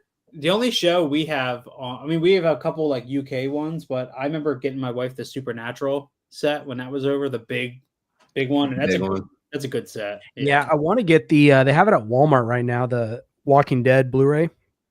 Oh, it's a nice set for like $100. I've seen Walmart's got so many great ones. I just wish they were Blu-rays instead of just all DVD. Yeah. So yeah, it's like The Lobster. Yeah, the lob. Yeah, that one. Yeah.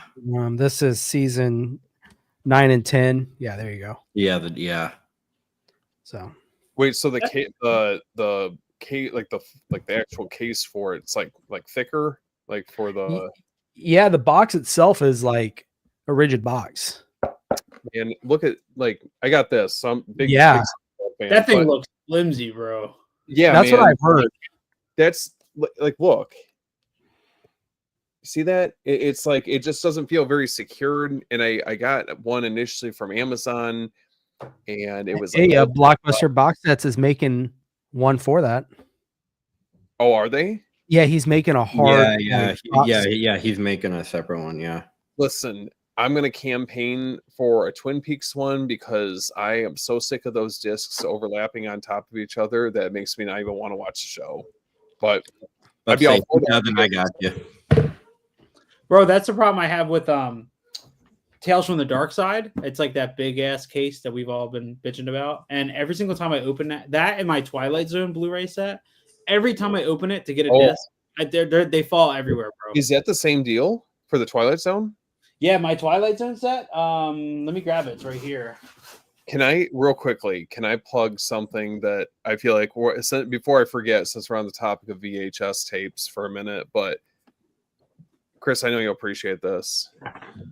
Oh boy. Got the Beyond. Oh, Nice, bro. And then real quickly, I don't want to take away from this, but we were talking about this earlier. Yeah. Stage fright. Stage fright. Yeah. Are those like the clam cases? Yeah. There's the big difference in size. nice. Well, you were talking about the TV series. I know because they just did I Love Lucy in a Blu-ray, and that case it's like a massive like Amaray case. Mm. Yeah, and they're all stacked, just like that's how they did it. Bro, if I open this right now, we could play They're gonna fall how everywhere. many discs They're would gonna fall. Yeah. fall out. Yeah. Don't do it, man. It's not worth it. Just cherish Hey, that show. do it for the stream. Wait, let's see. Hold up. If I okay, Don't it says do on it, the back man. It's not worth it. 24 disc set, bro. Let's see. Hold on. If I open this right now, You say it's a 44? oh look, there's already one. It's bro. It's literally hanging on by the. I have to actually take out a disc to fix this. Hold on. Let me. I'm scared, bro. I'm scared. It's gonna be like. I'm like nervous for you. Let's hold on. Wait. Oh wait. And then there's. Whoa. Hold. Yeah, but I'd be worried too. That would risk scratching them too. Oh, But God. I got to take out 2 discs to fix this one disc. Look at how many. Look, bro. Then there's 2 discs stacked on top of each other down here. This one's. Oh, I hate that. Mm. Yeah. Blockbuster box sets. Hear this man's this man's cries. Steven, did you? I don't know if this is inside information. I don't know which version, but who's the one? Who's that company that put out the Terrifier VHS? Whitaker, something Witter? like that. Your name? Yeah. Oh, yeah. They're about to, and I hope it's like the other ones, but they're gonna restock Terrifier 1 again soon. They messaged me and was like, be on the lookout or something, because I asked them if it was ever coming back, and they said soon. Okay. So I'm hoping it's not that clamshell, but a double one, so I can match like another Walmart one, because I'm building a box set for like all 4, because the 4th one's going to come out and it's going to be a double set like the other ones, but the first one's not. See, all right, Brian, we got a problem here because I do have the clamshell, and I feel like all the other ones, those are all like the standard ones. So like I know that they released the 3rd one over through Walmart, but I mean, I was just trying to fit as many signatures in on this as possible for, I can't remember which convention it was, but yeah, the cast was there. So I'm like, I want one of these so I can for 3 so I can get it signed eventually at the production. Yeah, no, I actually like the Walmart ones, the double ones, because they're nice. Well, I don't know if you saw my video comparing, like, because I have the umbrella version of 3 and the Walmart one, and one's full frame and one's widescreen. They're different aspect ratios. Oh, no way. Which one's widescreen? The umbrella one. The umbrella one is widescreen and it looks a little bit more old school VHS, like more like worn, and the Walmart one is a little bit cleaner of an image color wise, but it's full screen. Interesting. Interesting. Yeah. Now, I have a question. I don't know if you guys would know this or not, but I was going back. I was watching some of the older Scream movies, and I didn't realize. I think it was for Scream 2 that was full screen. Now, for every VHS at the time, were they always given the option for widescreen versus full screen? Then for VHS tapes. I think it depends on the time period because there was a time when widescreen TVs were just becoming a thing. Okay. I think we're all at a certain point, all VHSs were full screen. I barely have any that are widescreen, but I don't know how to tell yet. I don't know because some have the banner across. It'll say like contemporary something or like special edition. Usually, special editions are kind of more widescreenish. Okay. I will say I'm not a fan of like anamorphic films done in full frame. Like I watched with the last that Arnold Schwarzenegger movie, Last Action. Last Action Hero. Oh, nice. The pan and scan is too jarring on that with that anamorphic lens. Yeah, that movie. Pan and scan is such a weird idea. Anyway, they're like, all right, let's move the frame left to right. That's a weird. It works sometimes if you're just cutting, like somebody's in a car and it's a widescreen and you're just cutting back and forth. That's fine. But if it's like a widescreen, like super widescreen, and you can just see it moving, it's really jarring. Yeah, I went on eBay and I was telling my wife how when I was young I had Final Destination 3 on DVD. And I remember there was a red copy and a blue copy of the slip, and it was full screen and widescreen. Yeah. Here, Steven, let me get this. I'm going to show you something real fast. Oh, hell yeah. Bro, that's a nice apartment, man. I gotta say. I know. I like the architecture, you guys. Brian, give us a walkthrough. I like that. I like that top of your fireplace. Yeah. You like my family photos? I didn't take you as a family man. I'm the only one in my family who lives far away from my family. Yeah. Everyone else like lives at home. I'm like 5 hours away. He's the anti-family man. Yeah. Sure. Kidding. So I'm building these VHS box sets. I have like triple and double. I don't have the movies in here to like show you, but like I'll show you a template. So the first one I'm doing, obviously, American Pie, but oh, that's nice. How did you put that together? Huh? How did you make that?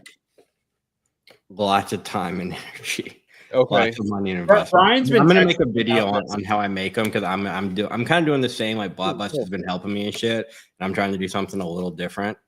But I'm building these triple ones and these like double ones. I think you told me about this like 6 months ago. Yeah.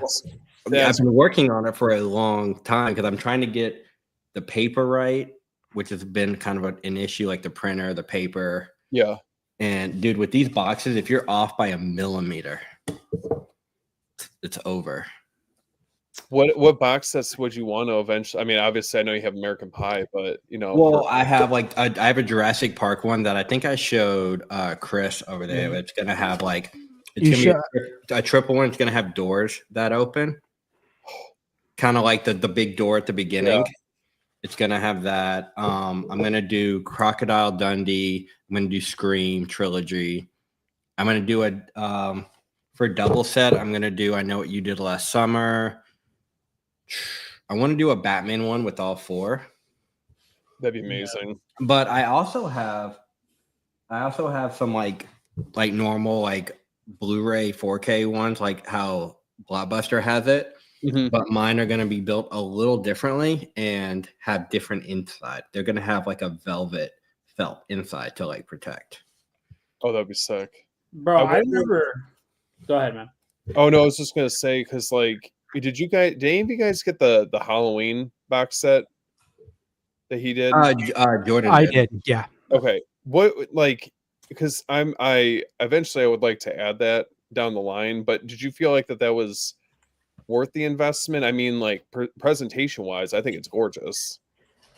I mean, I knew the second I saw it, I was going to buy it. I mean, I forgot how much was it, like 140, something like that. Yeah, I mean, the original artwork for me is really what I really enjoy about it. Now, I will say with mine, the only hard part is, and I think he's kind of since corrected this, Mhm. is at least when this was made, the only Halloween sets that I had were the Scream Factory ones, and of course, I had them with the hard slips, and the hard slips don't fit into his boxes, so I had to just they were just like naked cases sitting in his slips, and they did not stay in there. They'd fall out all the Yeah, time. yeah, yeah. They So don't really fit. He does yeah, way more of like an all-in-one, which works for it. Mine is gonna be, which may be a little harder, but mine's gonna be more fit, different sizes for different cases.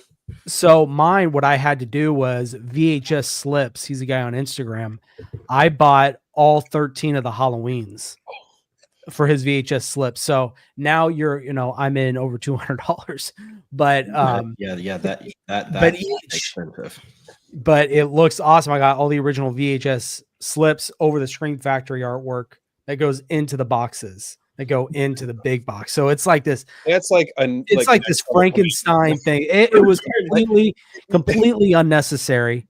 You know Jordan's what? I like, want yo, to try Jordan's VHS. like, you want to watch? He's like, you want to watch Halloween 2? Let me grab my box set. Let me grab my flip box. Dude, that's how it is. It's so funny. Like opening Pandora's box, just trying to get out. Yeah. Steven, That's how it here's goes. a box work. So I'm Ooh. also working on different paper. So like the holographic for I Know What Oh You Did man, Last that's Summer. nice. This is just kind of a temp box, and then I got the Girl Next Oh, Door, that's fun.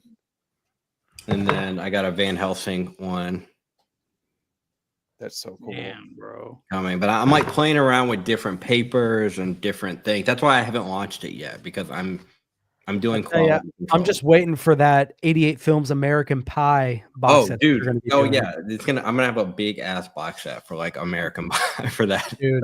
Like Mine's Yeah. actually gonna make it's gonna be called American Pie Through the Decades. It's gonna be 4 foot long, and you could fit all the VHS, all the DVD, all the Blu-ray, and all the 4Ks in No, he's one. gonna make. There's gonna be one for the laser disc too. Yeah. if I can ever find that $300 piece, But even this, there's a white version and a red version, because it's That's so cool. cut and rated and unrated, essentially, because I have 6, so I have them all. But I do want to start with the VHS ones too, because I feel like VHS doesn't get enough love. No, not at all.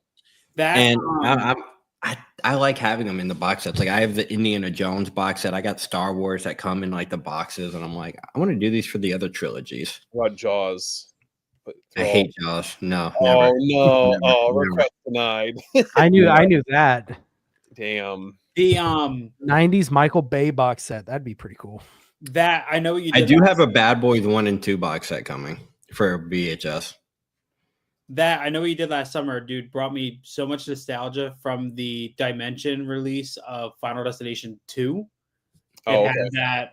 Yeah, hologram no, that's where I got the inspiration from. It was no, I have the VHS. I'm sorry, I have the VHS. Yeah, VHS also had and that. the VHS has this too. So I want to try to match some of the ones. Because Poltergeist has that too. The DVD has that holographic effect.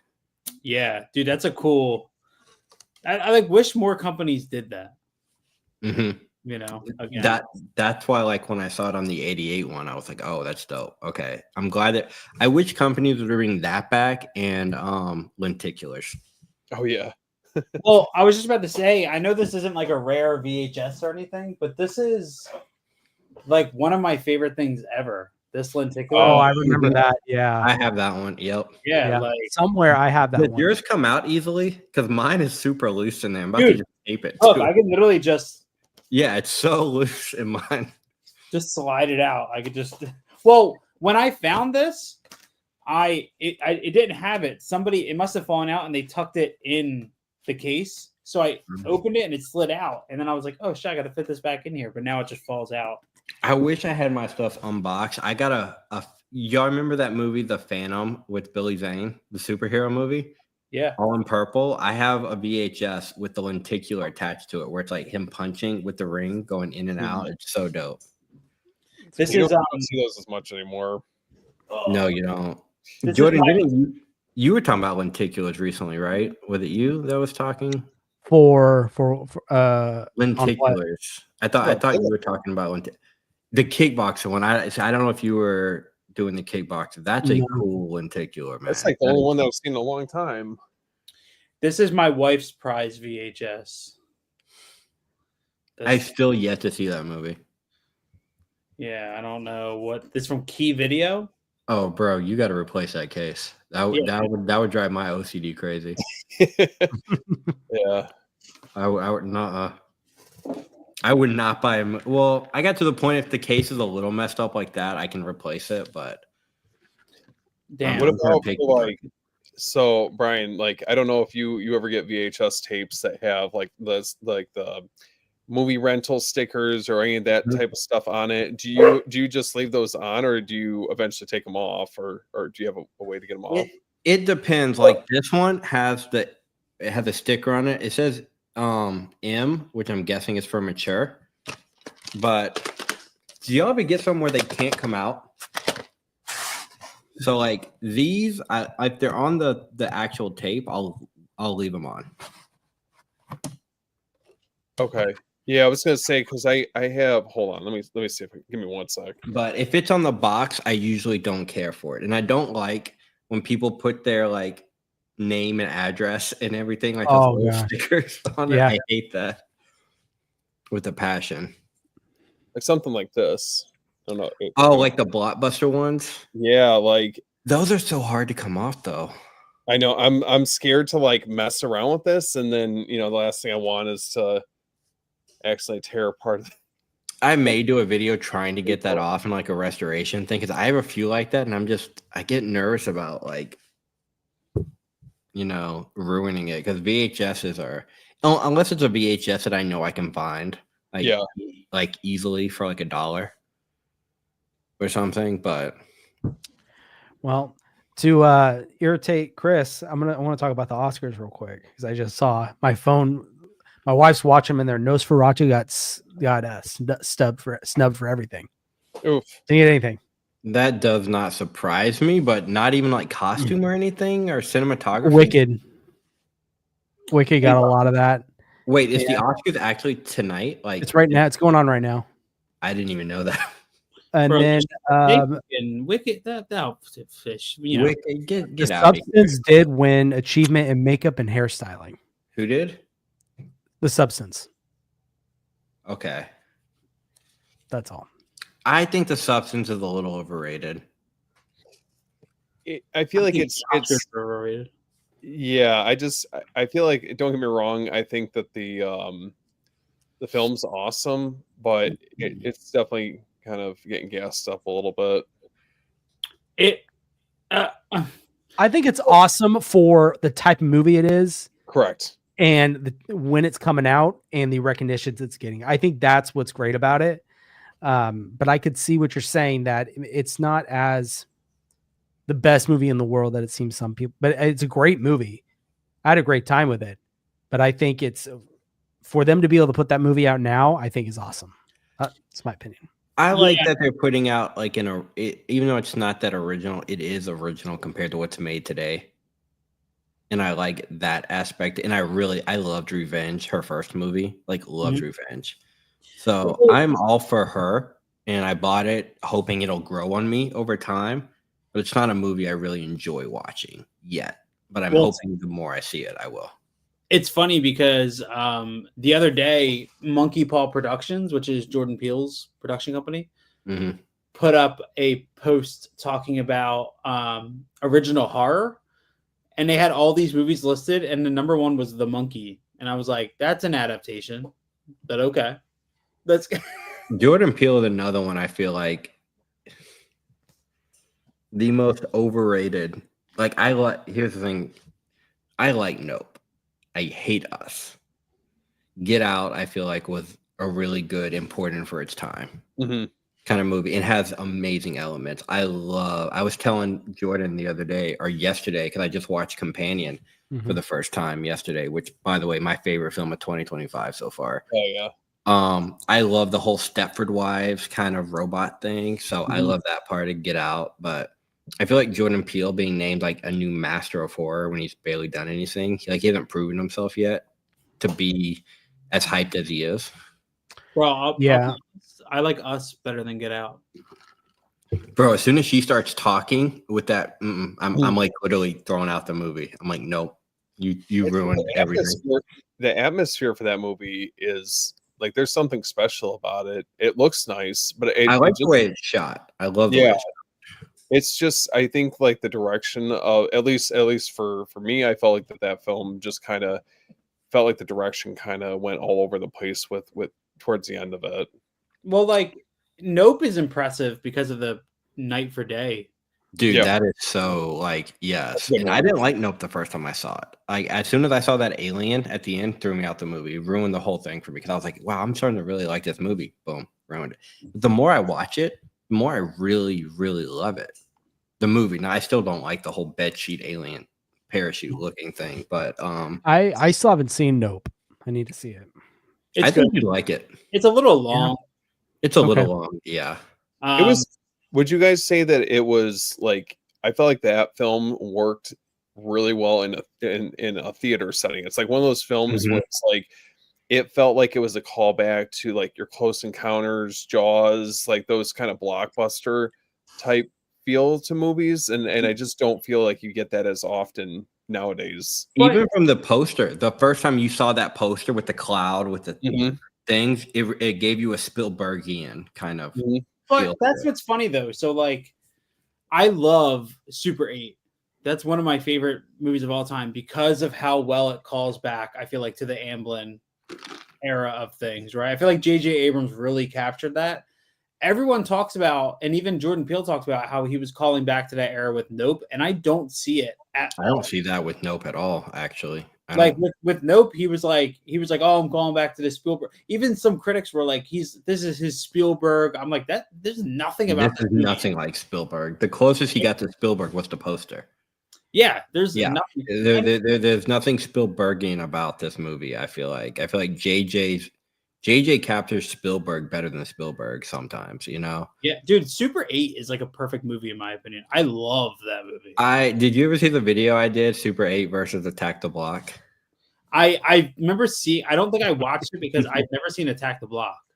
I like Attack. Well, they're both good, but to me, Attack the Block is just a little better. Even JJ said he watched because they came out the same year. That's the movie, and they're basically the same movie, but one's way more rated R and takes place in London. But that was the movie that got John Boyega noticed by J.J. Abrams to get hired in Star Wars. Yeah, interesting. Yeah. Another actor that I'm curious on how his movie's going to be is he's not a horror director is Ryan Coogler for Sinners. That interests me. Yeah. Mm-hmm. That really Haley Seinfeld trailer. I just don't. Oh, Haley. Oh my God. I just hate that they kind of spoiled her character in the trailer. Yeah. I can see that. Yeah. I feel like they didn't need that in shot with her. I feel like you saw the whole movie. I just wonder if this is going to be Ryan Coogler is going to be the next. You were talking about Jordan Peele, right? With his Get Out. Now this is going to be Ryan Coogler's Sinners is going to be, kind of paving his way out. Ryan needs to get away from the MCU because Black Panther 2, I'm sorry, it was unnecessary. Yeah, but like I love Creed. He did awesome. Creed. Oh yeah, that was great. I never saw Fruitvale Station though. Fruitvale Station is good. Just real quick about Oscars, I will say that The Brutalist winning Best Cinematography over Nosferatu is the definition of a fucking snub. I get why they did that. I haven't seen The Brutalist, but I totally think that because they marketed that whole movie on the whole Vista Vision coming back. Yeah, that's the whole reason that did that was because of Vista Vision. Like The Brutalist looks beautiful. It's a very, very, very beautifully shot movie, but there's no, in my opinion, there's no creative vision with how the Brutalist is shot. Nosferatu, every single frame of that movie is like a painting. It's a gorgeous movie. So Just everything about it. Even down to his creative choices of the way what happens with the characters. Like, I don't remember the character's name, but Nicholas Holt's character, when he is first going off to meet Count Orlok to get him that signature because he wants to to buy the property. Mhm. That horse carriage that comes in and how he gets into the carriage he's floated into, which just that little shot, that kind of stuff right there. I think that's a callback to Bram Stoker's Dracula that Francis Ford Coppola did, because in that scene in Francis Ford Coppola's Dracula, the driver reaches his hand out and the hand like extends and grabs him. That shot is kind of the same. Okay. But there was something interesting that somebody brought up that I noticed when I watched Nosferatu, which is the camera always moves in the direction the character is heading before the character does. I haven't noticed that. I'll have to watch it. I didn't. Yeah. If you watch, the camera will turn in the direction, and then the character will walk into the frame again, and it's to show like a predestined. Like the character is not making this decision on their own. They're being drawn in. So the camera is always moving before the character moves in that direction. That's interesting. I need to revisit that because that's a movie. When I saw it, all I kept thinking was Bram Stoker's was better. Like, it's the same movie, but all I kept, because I grew up with Bram Stoker's Dracula. Like, I've seen it 100 times. I have it tattooed on my arm. Like, I love that movie. So seeing this is like, it's the same movie. So but I love the style. Lily Rose Depp stole the show for me. That's what I was going to bring up. And she reminded me, like, she can pull off like a Reagan in The Exorcist, that whole scene. Dude, right that's there, immediately what I thought of. Have y'all ever seen the show The Idol on HBO? I watched one episode of it and I just couldn't. It's one of the worst shows ever made, but not because of Lily. It's because of The Weeknd. The Weeknd's like the worst actor ever made. That's why I don't want to see that movie you were telling me about with the guy from Waves. But the opening shot for the first episode is a close-up of Lily Rose Depp. And it's like this dolly out, and she has to give like 5 or 6 emotions all in one. And from the second you see that show, like, damn, this is a good actress. Yeah, I mean, she's also nude in the first minute of that show. Dude, she's nude like half that. that I was shocked at how little she was nude in Nosferatu, to be completely honest. Yeah. But I haven't seen the extended cut, so I don't know. Honora got best screenplay. Yeah.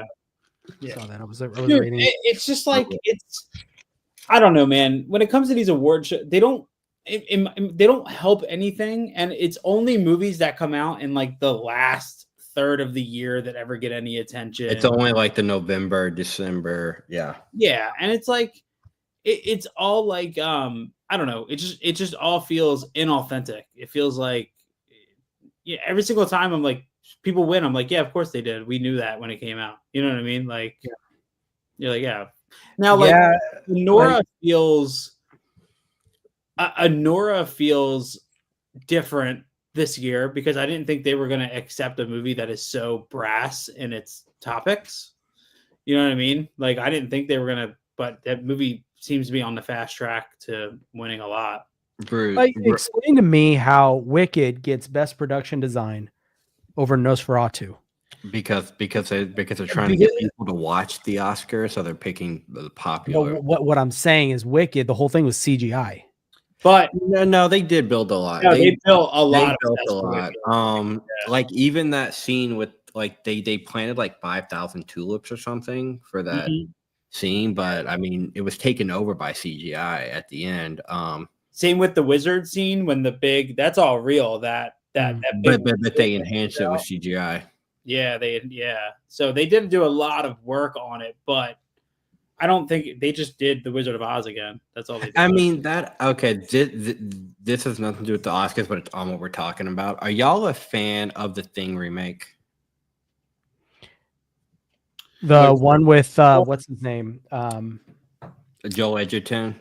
Is that a remake or is that a prequel? It's a prequel. I misspoke. It technically is a prequel because that movie ends where the first one begins. So Originally, I thought I didn't like it because of the replacement because they did all of the effects for real, and then That's where I'm getting at. They did all the effects practically to do a little CGI, and then it was basically taken from them in post, and they just replaced everything with CGI, which ruined the whole practical effect. But they shot it practically. Do you think those shots are still out there? I don't know. honestly, they probably use them. They probably put the CGI over them. Yeah. No, they didn't almost like a duplicate digi double. Yeah, they used it, and then they just replaced the whole thing with CGI instead of little things with CGI. Last time I watched that movie, I remember thinking like, okay, this is okay. And then there's a scene when they're all outside and they're all talking, and a character in a span of 5 seconds, one character says, "We should all stick together." And then they go, okay. And then they all break up into little groups and walk away. I was like, wait, hold on. What are we doing? I was like, I'm done. I'm checked out. I'm done. That's like, leave the thing alone. Just, I mean, that it wasn't needed. I have a question. Speaking of visual effects, Dune just won. Dune 2 won visual effects. I feel like that's a film that's deserving. That was a good movie. I think. And here's a counterpart to all the Alien Romulus shit I got. Alien Romulus was nominated for Best Visual Effects. All the people who try to give me shit about it being visual effects heavy, it's like, no, it's practical. It's nominated for Best Visual Effects. Wait, did you guys know that the Oscars in memoriam didn't include Tony Todd? I saw that. Are you serious? Yeah. Racist fuckers. Sorry. Yeah. And then Daniel Blumberg just won Best Original Score for The Brutalist. I don't know, man. This is Nora won twice. They won for Best Editing too. Yeah. Dude, even like Kieran Culkin, like I don't know what people saw in that movie. That movie was just okay. A Real Pain. It was okay. I'm not the biggest Jesse Eisenberg fan, so that's not really been on my radar. I just don't like. We watched it when it came on Hulu or whatever, and it's like a perfectly good 3-star movie. Like, nothing about it does anything stand out. And it's getting all this attention. I'm like, yeah, it was fine. Dude, if Demi Moore can get nominated, then why can't Hugh Grant get nominated for The Heretic? Oh, dude. I think Sophie Thatcher should get nominated. Oh, yeah, Brian, I didn't get to hear what you thought of that movie. I loved it. I liked the companion more. I did a whole Sophie Thatcher double feature last night. Ooh. I did Companion, which I fucking loved, and then I did Heretic right after. And what shocked me was the role reversal from the blonde girl, the other girl, not Sophie Thatcher. Mm-hmm. I thought she was gonna go like the whole movie. I'm like, this is the little innocent or whatever, bro. I was shocked by the whole how it ended up. What do you take about the butterfly? Wait, have you guys seen it? I need to see it. Okay. I had to watch like 5 YouTube explanation videos. I have my ideas of what happened, but I don't want to say anything to ruin it for Steve. Yeah, I think it leaves it the way the movie ends, Steven, is you have to kind of decide. Oh, I'm cool with that. Your interpretation of it. It's almost like, is it real? Is it not real? Kind of a thing. Mm-hmm. And the thing with Heretic too is there is no, it's very there's no like perfect 3-act structure to it. The movie does not follow any sort of traditional structure. It just keeps going and going, and it's so like it takes its time unraveling everything. The beginning is almost like a play. Like when they get to the house, that whole scene in the living room, it feels like a 20-minute dialogue scene of them just sitting and talking. It feels more like a play. That scene where he takes them into that second room, like that looks like a church. Yeah. And he just breaks down every, thing that they believed. Yes. That scene right there, I think sold it to me. And that Hugh Grant should have got something. I think that's when you're people like when you're film fans like us who appreciate long takes or long like being patient with the camera, zooms, like long dialogue, like when you appreciate these things that are not as prevalent today because of the attention span of most, when you watch a movie like Heretic, all of that stuff is at play. Like it's so that movie's not in a rush to go anywhere, and it's like that opening or that moment in the living room with them talking.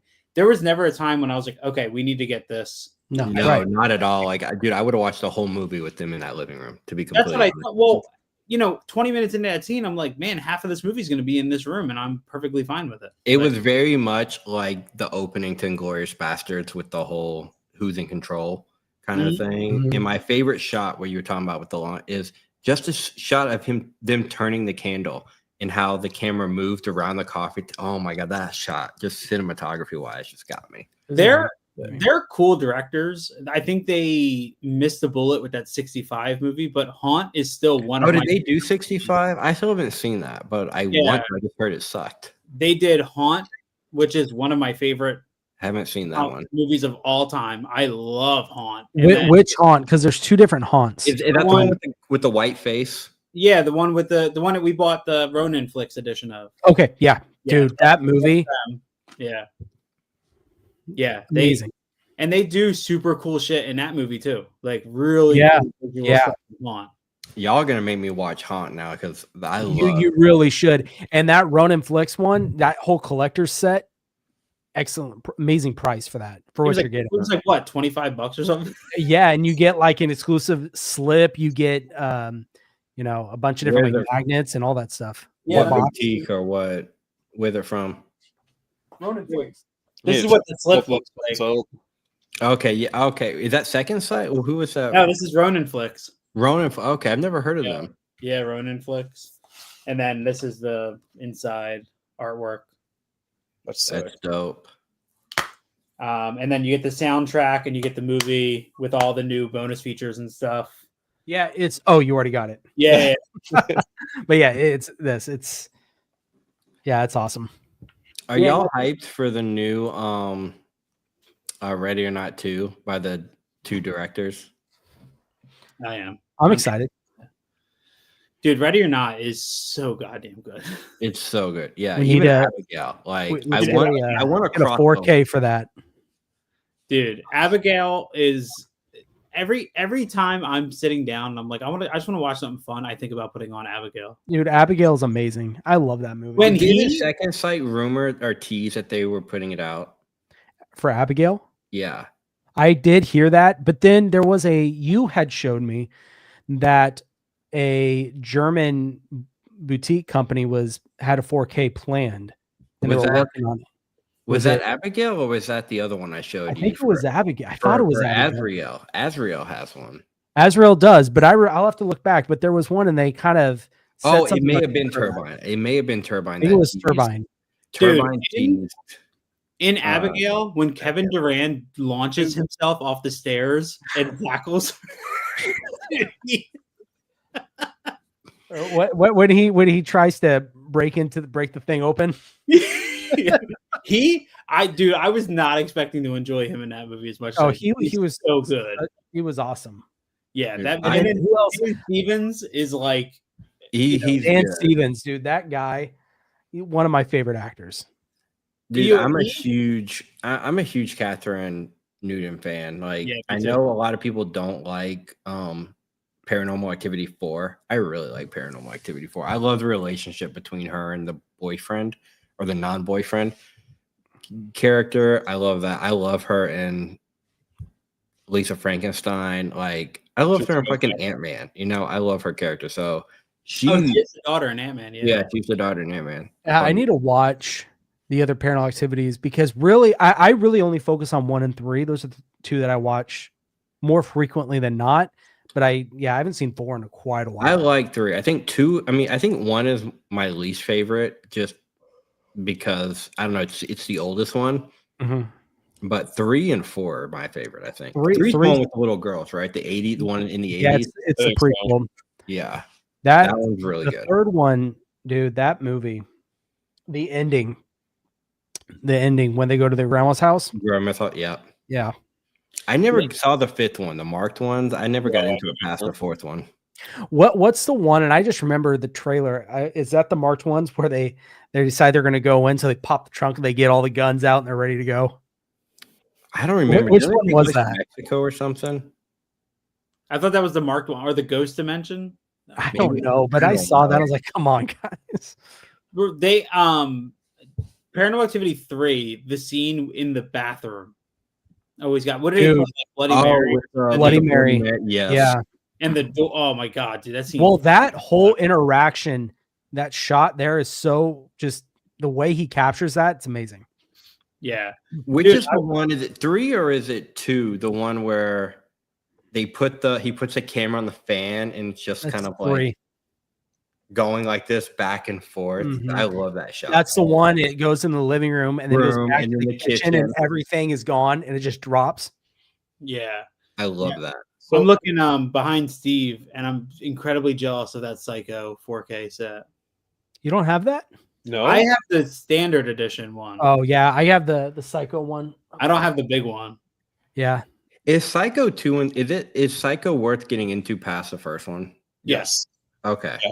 Psycho 2 is better than the first Psycho, in my opinion. Here's the thing. I do not like Psycho. I have a whole video coming out that I've been planning for like a year about movies about Psycho better than Psycho.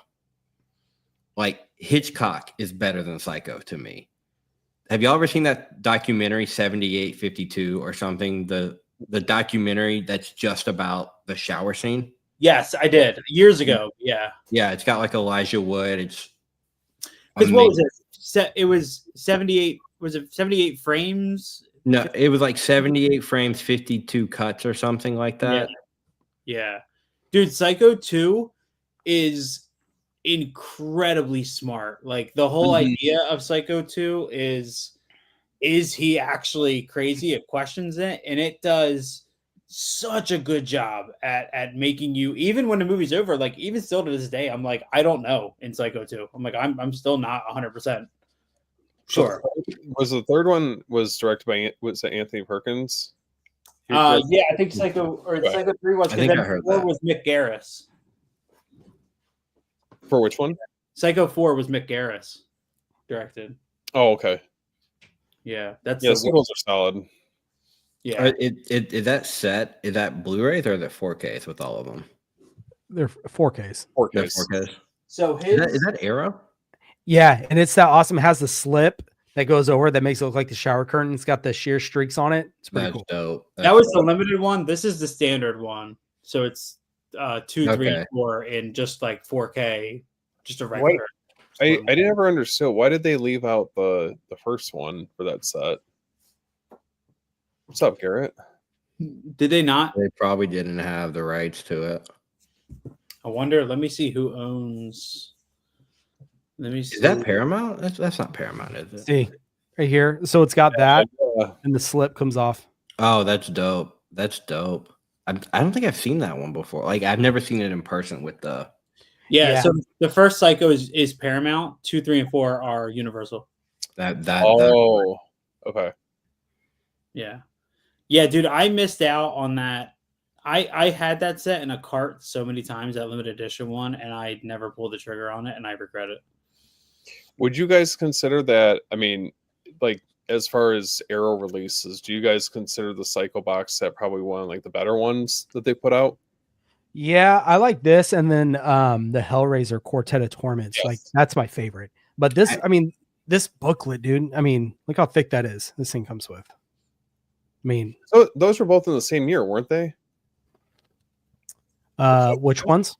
Psycho and the Hellraiser box set. I'm not sure. I think the UK Quartet of Torment was the same. Yeah, the original. I think the original release of it was. Yeah.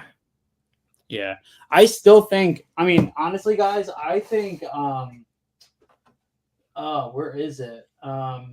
I think the original Hellraiser release box set. Oh, it's up there. Is better than the Quartet of Torment. I know which one you're talking about. The tetralogy set. No, this one. The Scarlet Box. Oh, yeah. This thing. Scarlet Scarlet box is nice. Dude, this thing, so it opens, it has like this little slip. Oh, that's cool. Let me figure out how to. It's like the puzzle. He can't figure out. I was gonna say, And then they're in like these sleeves. I'm not a fan of it. Doesn't Second Sight do that with their boxes too? Yeah, and the corners always like bend. on the That's why digital. that's why I'm thinking I may just with Second Sight just get the standards for the because I'm not a fan of that style. And I've tried to take like a standard case and put it in there just to see if you can like come. Doesn't yeah, they have them just Yeah. perfectly This tight? is what I like. So they have this. This is called Documents of Blood, and this is all of the extra stuff that comes in are this. those art cards? What are those? So, dude, there's all right. Let's see. There Sorry, is it's hard a. for me. No, you're good. There's concept. This is a whole book full of concept art. Then there's like character concept drawings. Let's see what else is in here. And the posters are in here as well. And then there's this massive book, The Damnation Game. Is that hard? Wow. Is that Yeah. hard? And then this is the inside of the box. I love inside artwork. I think Wow, Yeah, I'm experimenting with the inside artwork for some of my bigger boxes, but inside I love when people put that kind of attention to. Yeah, this is a cool, and I mean, it's the Quartet of Torment is a better release from like having Hellraiser 4 and obviously the 4Ks. But I think design wise, this box is I could not get rid of this when I upgraded to the Quartet of Torment. I was like, I couldn't let this go. There was no way. I would say I almost jumped on the Quartet one when it was like $50 like 2 weeks ago or something on Amazon, but I can't get into the Hellraiser movies. I couldn't get past the first one, but I really liked. I think it's just now coming to 4K from Germany. The new one from Hulu that came out like a few years ago. Yeah, with the girl. I saw that. That one was actually not that bad. I actually kind of enjoyed that one, so I may grab that Hellraiser because there's Judgment coming out, which I never saw that one, and then there's the just Hellraiser, the Hulu movie. Yeah, the Hellraiser one was okay, I thought. Or the I'm sorry, the Hulu one. I thought that was okay. You guys were talking about The Hitcher earlier, and you know it's another movie that I feel like doesn't get I feel like it doesn't get talked about enough is The Hills Have Eyes remake. Yeah. I very much prefer that over the original. Because it's I'm kind of surprised like we haven't seen anything like maybe like a re-release or something of that. There's not even who was it? You have it right, Jordan. This is on subject, off subject. The Texas Chainsaw Massacre, because that's in the same thing where the beginning, the only unrated version is like on Blu-ray is like a Canadian release, right? Yeah, it's Canadian. It has like the dual, like the Canadian. Yeah, with the French. Yeah, because I was thinking about that because I was updating all my because I just got the Hills Have Eyes 1 and 2. I got like the double pack because I was scared they were going to go to print because aren't they? I think they're Fox. Yeah, they're Fox. I'm surprised those. Well, I was gonna say I'm surprised those don't come to 4K, but if it's Fox, I don't know. And same thing earlier with we were talking about Devil's Rejects. I feel like Hills Have Eyes would benefit highly from 4K because it's shot in like that bright sunlight. Yeah. Oh yeah. So because that's we were talking about Devil's Rejects. A lot of Devil's Rejects is in like that straight, like middle of day sunlight. So I feel like it would pull out a lot of detail and nice. It's a nice contrast to the original one. I feel like depending on what you're going for between like the two Hills Have Eyes, but I feel like that there's a lot more grain in like the original and like the Arrow release for the 4K looks really nice. But man, I would wholeheartedly embrace if they did a 4K release for the remake. There's a lot of Wes Craven ones. His original stuff that I couldn't get into. Like what was it? What was The Last House on the Left? Yep. I tried to get into the original one. I couldn't do it. And I love the remake of that one. I keep debating getting the 4K because I'm gonna get it, but I'm got the Blu-ray. I actually think the remake is 10 times worse than the original. Really? Really? So I mean, I have an original poster of Last House on the Left to my left. Ironically. Ironically to my left. For the reputation of the original, I actually think the remake kind of misunderstood it, and the remake is actually more of a cruel movie than the original is. Oh, really? Yeah, because that scene in the woods. the original Yeah. focuses on when they're done that assault scene. There's a moment in that movie where you can kind of see that like even they're disgusted with themselves. They're not happy with themselves. And it brings this really weird like juxtaposition for how you feel, because like you hate them for what they've done, but you can also it's this weird feeling. You could tell that even they're not happy with what they've done. The remake just abandons that and makes everybody a piece of shit, and everybody's cruel and mean, and it just completely flies away from that. I think the only thing I don't like about the original is that just visually it looks like a student film from 1970 something. It looks so amateur, and I get it. It's like one of his first films. Like he probably was in college when he made that movie, but I just visually just can't get into that style of like homemade, Yeah, it's very, I mean, him and Sean Cunningham did that after Sean Cunningham did an adult movie, and then he did that soccer movie. I forget what the hell it was called. He did like a family movie before they decided to do Last House on the Left. So I prefer like Texas Chainsaw Massacre the remake than the original one. I know that's blasphemous too, but no, we were just talking about the remake, man. I watched the remake. I think the remake's fantastic. I think the remake's really good. I really wanted to get into the Texas Chainsaw Massacre 2, like the old one, the original one, especially because the box set came out. Because I love the artwork, absolutely love the artwork on Arrow's box sets, but I couldn't get into that movie when I saw it. Oh, it's a complete different tone. Yeah. It's very. I mean, the beginning alone with that guy getting his head like sawed. Hey, Dennis Hopper with the dueling chainsaws. Well, when he goes out to test out the chainsaw and he's hacking at the log, and the owner's like, yeah. Yeah. Well, it's funny too because the Texas Chainsaw Massacre remake was shot by Daniel Pearl, who shot the original movie. Did he really? That seems so ridiculous. Yeah, dude, that's the same exact cinematographer. Well, back then it was just they were just DC, but yeah, he was the cinematographer on the 03 remake. Yeah. Daniel Pearl. That one made me want to go back and watch that one. That one's Platinum Dunes, right? Yeah. Who owns is that Fox? Who owns all the Platinum Dune ones? Well, that was Friday the 13th too, wasn't it? Didn't that fall under the Platinum Dunes? And that was Nightmare on Elm Street too. The remake. Hold on, I'm about to look this up. Platinum Dunes. But I will say, I feel like I'm kind of surprised that the Texas Chainsaw remake hasn't gotten, some sort of like a new release or something. It's New Line and it's 20th Century Fox, so I don't know who owns. Founded by Michael Bay, Brad Fuller, and Andrew Form. Michael Bay did all the New Line horror films remakes. Did you guys ever watch the deleted scenes from Texas Chainsaw Massacre 2003, the remake? I think I saw the alternate ending, but I don't know if I saw the. Yeah, Jessica Biel's character, that whole movie, is pregnant. Oh, no way. Yeah, really? There's a deleted scene when her and Kip are walking through the woods to go to the house to try to find the sheriff, and she tells him that she's pregnant.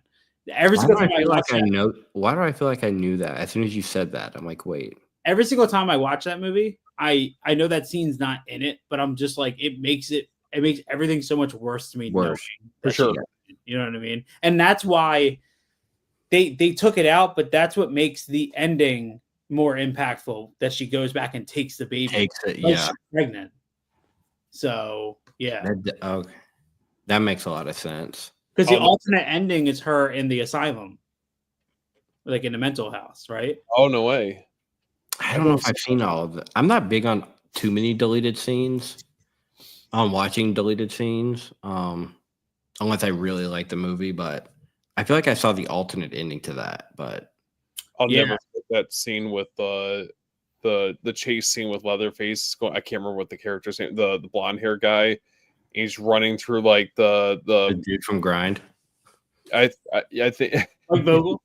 yeah, they had like the laundry that was like hung up or whatever, and they're running and they like intersect at one point and just like hacks his leg off. I remember seeing that way back when that first came out, and I was just like, oh my god. Yeah, well, they're Terrible outcome. that's what's funny though, because I remember another deleted scene from the remake where she's in the car and Leatherface is in the back seat and he drives the chainsaw through the back of the seat. And I'm trying to remember if that was a deleted scene or if I'm making that shit up. From that movie? From 03. Yeah. Wow.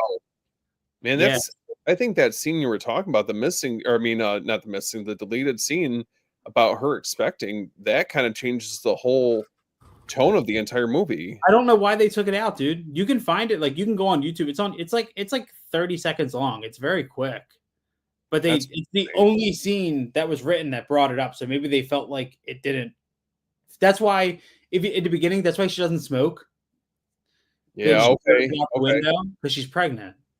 Listen, and they kept that in, but we were watching Jeepers Creepers last night, and those two movies I feel like are, for me in my mind, are like kind of synonymous around that same time. Like there's like has a very, very specific feel to those films that came out around that, those within that year or whatever. But yeah, it's kind of crazy. Definitely a time capsule. it's such a shame, dude, that Jeepers Creepers will always have the Victor Salva thing. Yeah, over their head. You know, that's really it's because I have never thought about those movies without thinking about him. You know, what I mean? And it's a shame because I enjoy both 1 and 2, and I'll watch them, but like it will always be over its head. You know, Kind of taints the movies a little bit. Well, let me ask y'all this: are y'all people who can separate art from the artist? So yeah, to an extent, I can separate it and still enjoy what they put out, but like I said, it's always just a stigma that just sort of lives there. Because one of my favorite, and I'm going to say favorite directors, but somebody who puts out movies I really like is Woody Allen, and I can separate what happened with him between his movies. Yeah. I don't even think about it when I watch his movies. I think the Victor Salva thing was so disruptive. You know what I mean? It was like, yeah, I don't know the full story with that. I just remember hearing something about it, and then I don't remember. I'm pretty sure it came out when he was supposedly working on the 3rd Jeepers Creepers, and that's when it really started getting derailed. Was when all that came out. It's funny though, because then you have situations with like Richard Stanley, who did Color Out of Space. What did he do? It was the same thing. It was like a sexual assault thing, and that kind of came and went. But and then he directed something else, but for some reason the Victor Salva one was very very public. Yeah, it was very public. Yeah. I feel like Roman Polanski's another one that I always have kind of a hard time being able to separate some of that, from his, because I really like Rosemary's Baby, Tenet, Repulsion, but it's like for a director that gets such praise, it's also kind of, like you have to almost like look past that. Not that you obviously don't, condone anything. But what about you talk like Kevin Spacey? Oh yeah. Yeah, but I can still watch all this. He was just founded innocent and all. He was just proven innocent technically. And here's the thing: I can still watch a whole bunch of Miramax movies. I can watch every Miramax movie ever made and not even think about Harvey Weinstein. Yeah. That's yeah. I guess. Well, and that's the same way. I mean, you see the Weinstein company. I mean that, and then you don't thinking it. Well, I see it. I'm like, oh, that sucks. But then, all right, move on. Let's finish this movie. I guess the only time I really noticed it was on the Inglourious Basterds 4K. I was like, oh, it's still here. Just a heads up for you guys. Sean Baker won Best Director. Wow. Nice. I'm actually surprised. The Substance girl, I can't pronounce her name. Carly Forget. Yeah, I can't pronounce her name. I'm surprised he didn't go that route with her. But Sean Baker, I think it's his best film. personally. And then the Florida project just got announced on 4K, which I'm stoked about. Adrian Brody won Best Actor in a Leading Role. Yeah, That's surprising given the controversy. Yeah, well, they used AI to enhance his Hungarian accent, didn't they? Yeah. But it was hugely controversial. Well, when it comes to the Academy time, all that stuff kind of gets forgotten. Oh, Mikey Madison won Best Actress just now. It just came out. She better have. I mean, her role in that's pretty, Dude, that ending. Have y'all seen Lenore? Nope, I'm waiting for the Criterion release to watch it. That ending, it's not a spoiler, and I won't tell you what it is, but the emotional thing it did for me seeing it was just like, wow. Like, I was planning on making a video that night, and then as soon as that ending happened, I was like, I had to sit with myself for a while. Well, somebody was going off on somebody I follow on Instagram was going off because of the whole thing of her not having a oh my god, what do they call it? A intimacy coordinator. She didn't have one. She elected not to have one on the movie, and this person posted like 15 stories about like how wrong it was and how this is what's wrong with how, and then he reposted somebody replying saying like she chose not to have it, and then he reposted it, was like, oh, and then I never That was all she said. Oh, yeah, it was the comment trimmed in the middle, and he just put oh on top of it, and then I never heard another word about it again. That's funny. Bro, the opening, I don't know if the first episode of that show, The Idol, with with Lily Rose Depp, the whole thing is she's doing a photo shoot at her house and she wants to get naked, and then an intimacy coordinator who's trying to stop the shoot. She's like, it's my house, it's my body, it's my shoot. And the intimacy coordinator is like, no. So they lock him in a bathroom and they pay a guy $5,000 to like guard the door so they can finish the photo shoot. And the intimacy coordinator in that show is like the most like Gen Z, like talk about the intimacy. I can't even say the word intimacy coordinator. That's the whole controversy. I don't know if you guys heard. You probably did. With what was that movie that just came out? It Ends With Us. That whole debacle. And then and then the guy who the actor is now in that movie Drop, that new kind of thriller movie. Yeah, but there's so much drama going on with that movie that. Well, that's what I'm saying.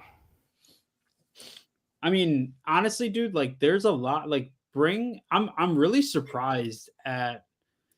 We always talk about like erotic thrillers of the 90s and stuff. Like it's really funny how this year we got movies like Anora, Baby Girl, like bro, that milk scene in Baby Girl.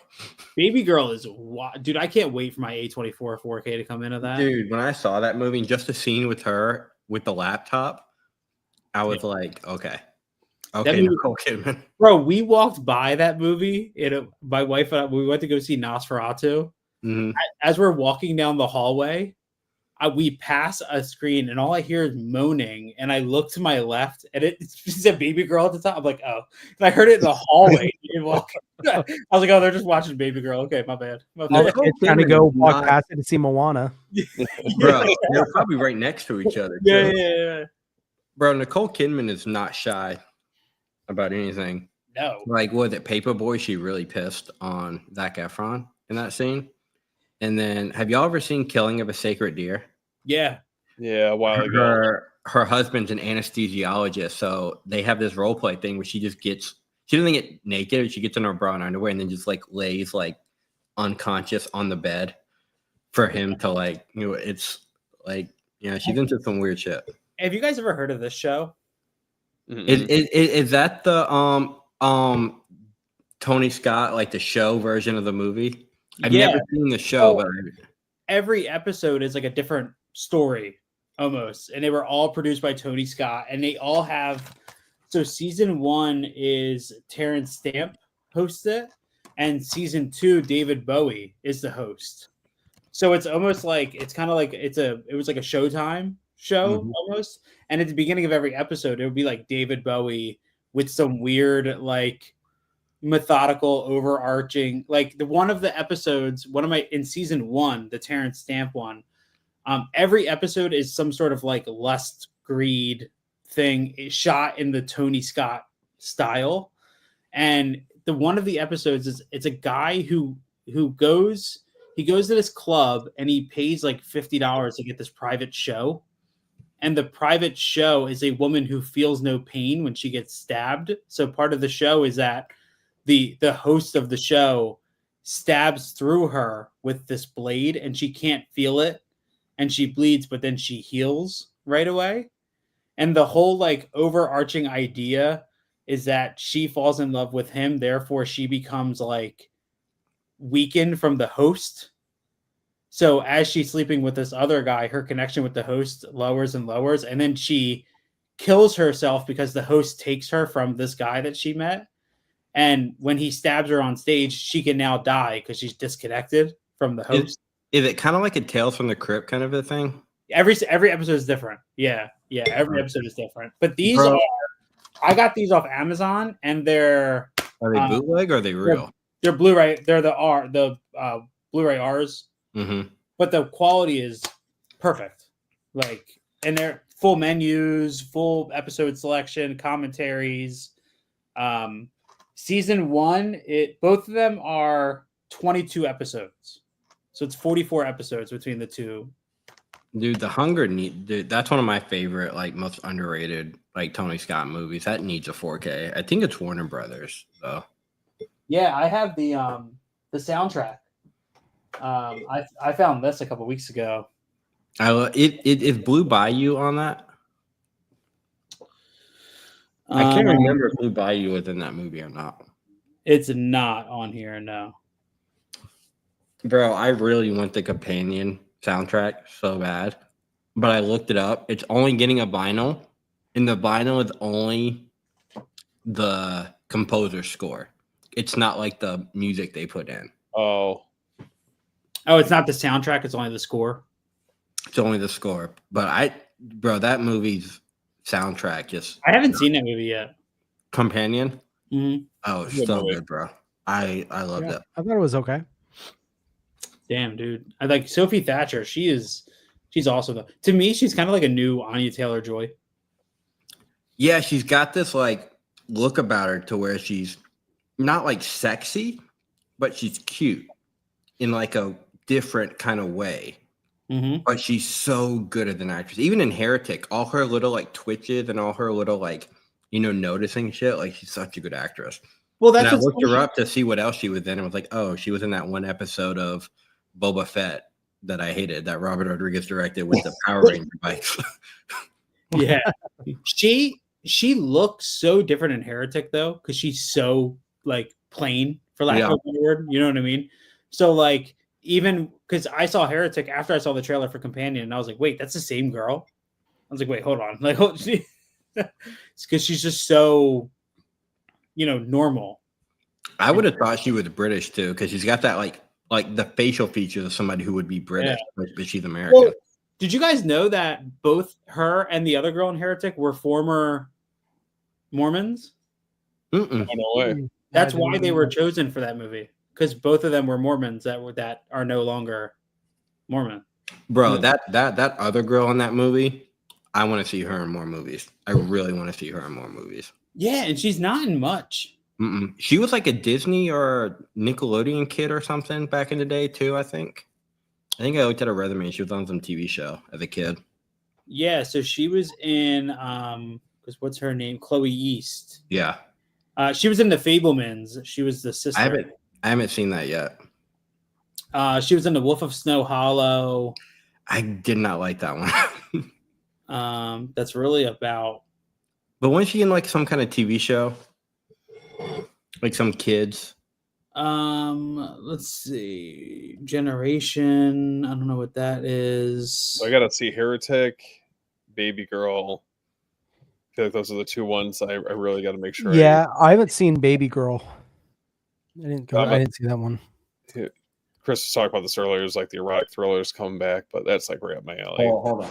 Dude, Baby Girl is, you gotta make sure you let your girl know what you're watching before you throw them. You really do though. Like you really do. Like that's a movie like I would normally go see with my mom, and I'm like, no. Mm-mm. Really? Yeah. Speaking of erotic thrillers, Ooh. Okay, well, that or Enora. what are Anora? 110% Like, Anora. I haven't seen either one, so 110% Anora, I think. I'm making a whole video about this, but so I've seen 1 through 3. I grew up watching 1 through 3 because they're the 90s ones. But the fourth one came out. It was like a straight to DVD one. And I'm watching it. I'm laughing the whole time.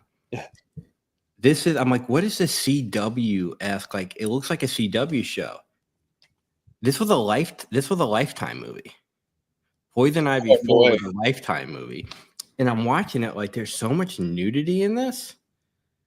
Like, they edited it out for TV. Like, could you imagine being like a 13-year-old girl or a 20-something-year-old housewife seeing this on TV, loving it, and then buying it on Blu-ray and being like, oh my God, why is there so much nudity and sex in this movie? Because it got an unrated version for physical media. And part of me is like, how did they edit some of this out? Because some of it's storyline.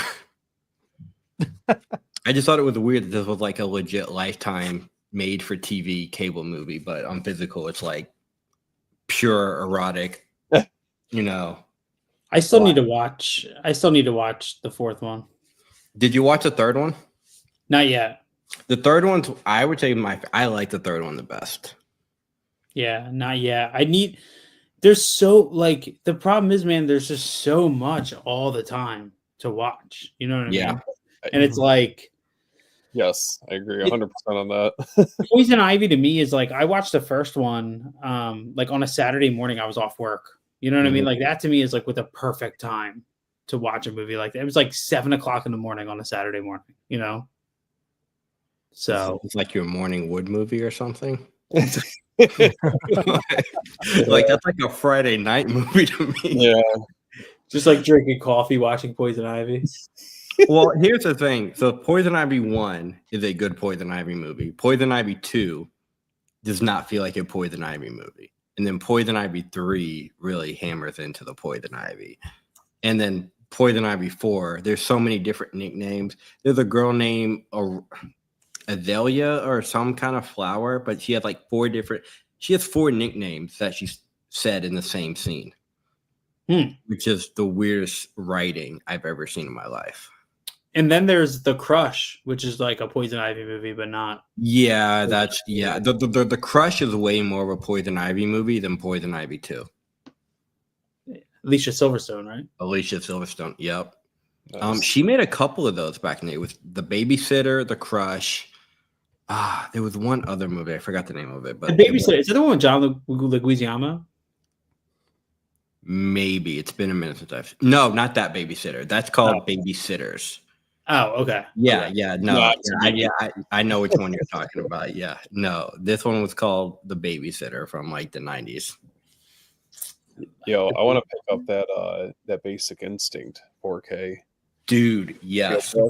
Woo! Yes, and I'm so glad that came out because I've been on the fence about getting that Studio Canal one for so long, and I'm just like, I've been on the fence about it. So once they announce that, I'm like, I'm getting that steelbook. Is Fatal Attraction? Does that fall? Is that? Oh yeah, that's the title that they have.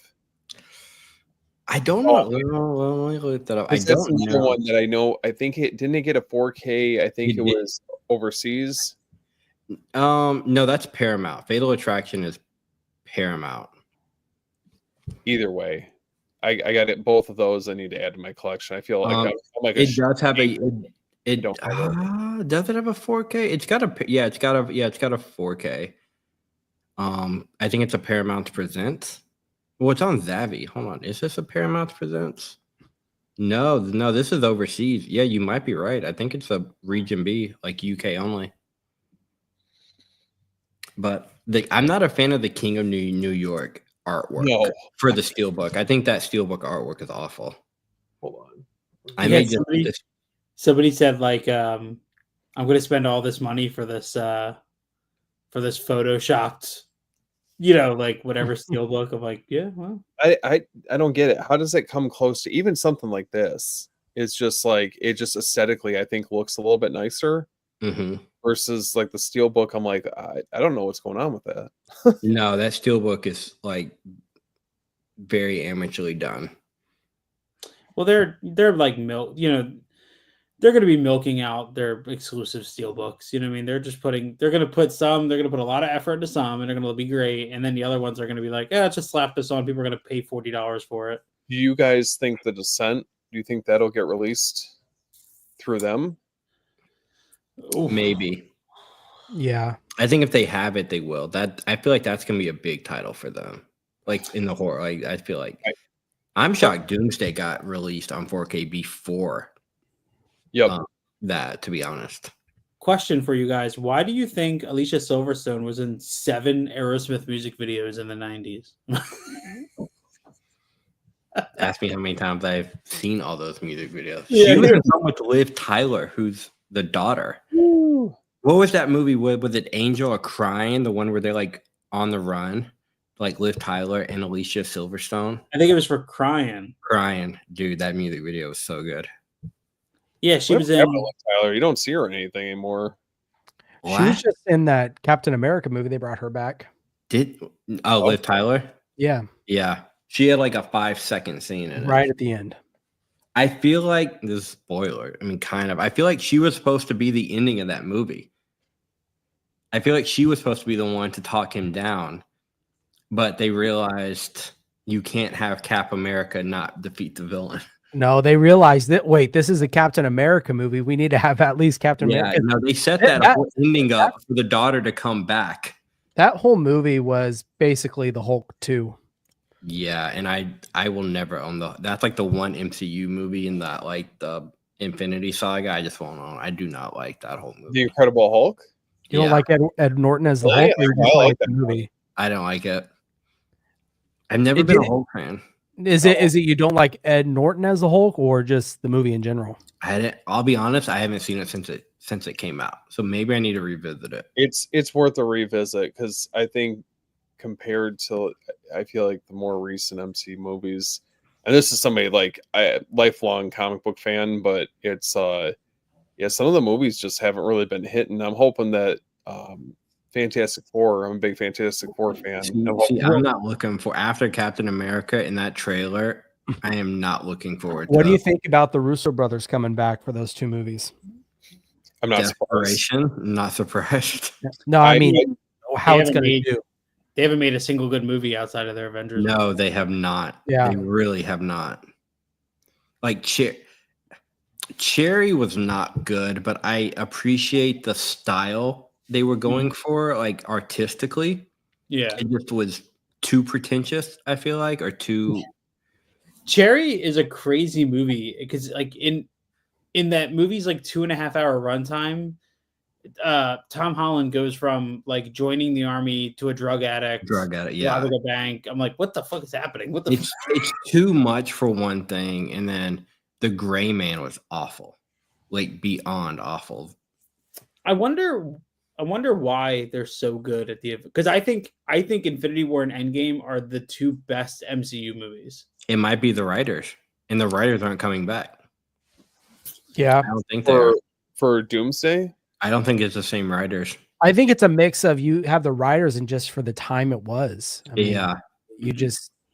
I feel like that with lightning in a bottle, like because they made those movies at once, so you can't just say like, oh well, 1 was good, but they made 2. That's 2 hits. Well, no, that was 1 movie split into 2. They filmed. Well, they also did The Winter Soldier, and that's one of my favorite movies. That's one. Yeah, they did Winter Soldier and they did Civil War, but that was the same writers, same writer director combo.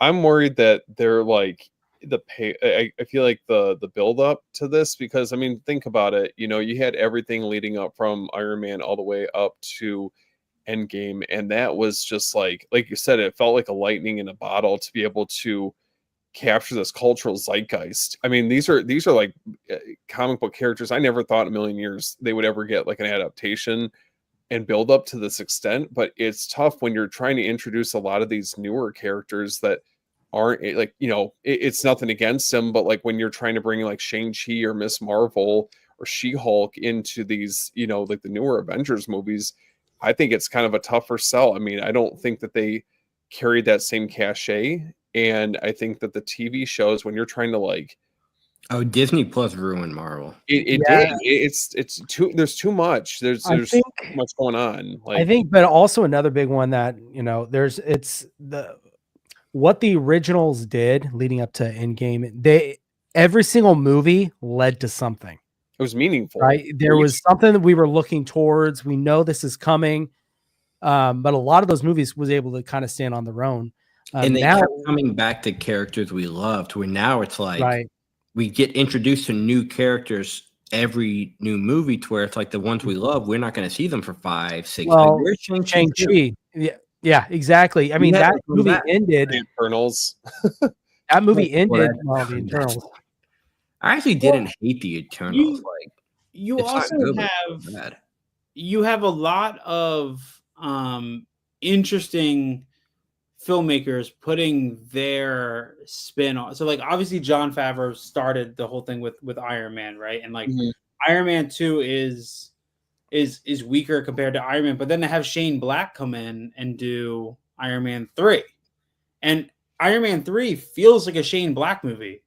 It's written like a Shane Black movie. Takes place at Christmas, like a Shane Black movie. Yeah, like it wasn't like, oh, here's a Marvel thing that Shane Black, like they bring in Nia DaCosta, who directed one movie and Candyman, and she makes the most generic Captain Marvel sequel. You know what I mean? Like, Well, did you hear it came out that they told the directors and the stuff, do not read the source material.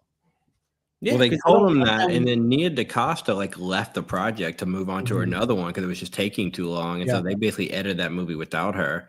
Same with like they're getting directors who don't have that have like one big hit, and then it's like they can't that they can control. I would say because Nia DaCosta, she had a vision for Candyman.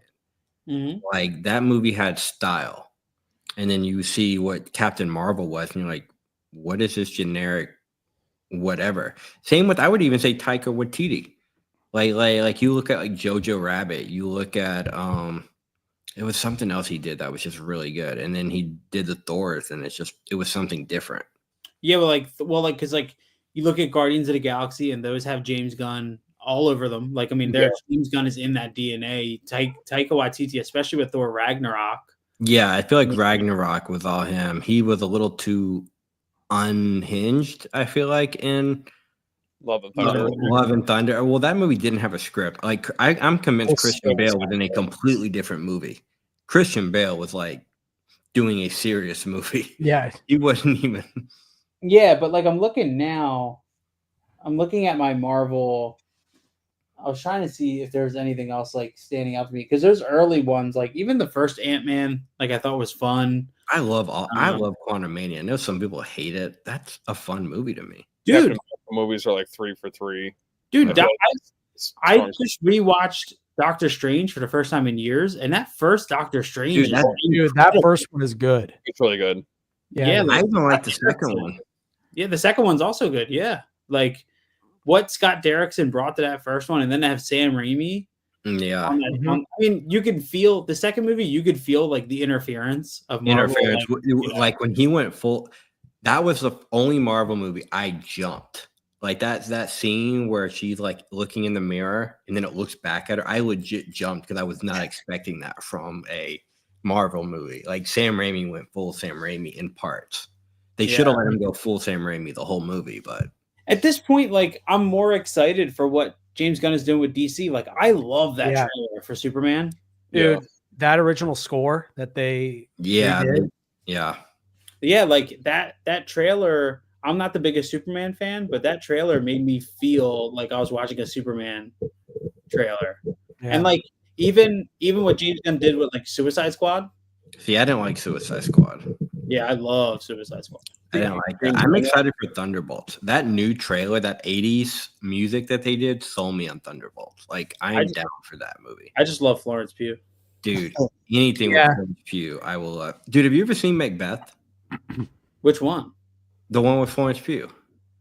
Lady Macbeth. Oh, I've never seen. I thought you were talking about Roman Polanski. I'm like, what's that have to do with? No. Florence Pugh's like first movie I ever saw her in was a movie called Lady Macbeth. You should check it out. You love it. The first one I saw her in was Fighting with My Family. That one. That's underrated. Like That's a crazy. good one. I liked It's that such a one. good movie. Dude, And then The Outlaw King on I Netflix with her and Chris Pine. yeah, that I watched We Live in Time at like 3 a.m. I have not and I seen was that yet. sick. Dude, I have no, what do you call it, saying this, but that movie You ball your eyes out. destroyed me. Oh yeah, like 4 times, bro. That there are like 20-minute stretches of that movie where I was like fighting for my life because that there, bro, because you know what it is, man. There's a rhythm to that movie that feels so authentic, and it's the moments when nothing's happening and the camera's just focusing on a reaction that gets me. And the score for that movie is beautiful. Like I've listened to the score on its own multiple times and it works so perfect in that movie.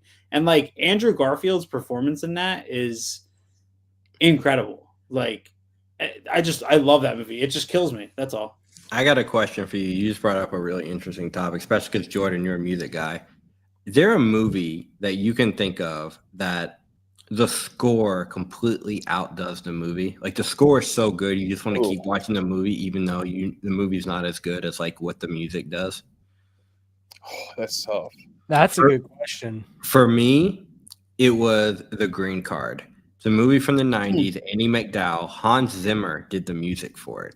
Ooh. And the music, the first time I watched it, I've watched it multiple times, and it gets better the more I watch it. And I love the movie now. But the first time I watched it, I was not into it. But the music just pulled me in so much. Hans Zimmer's score, it was like, it's so good. It's so good.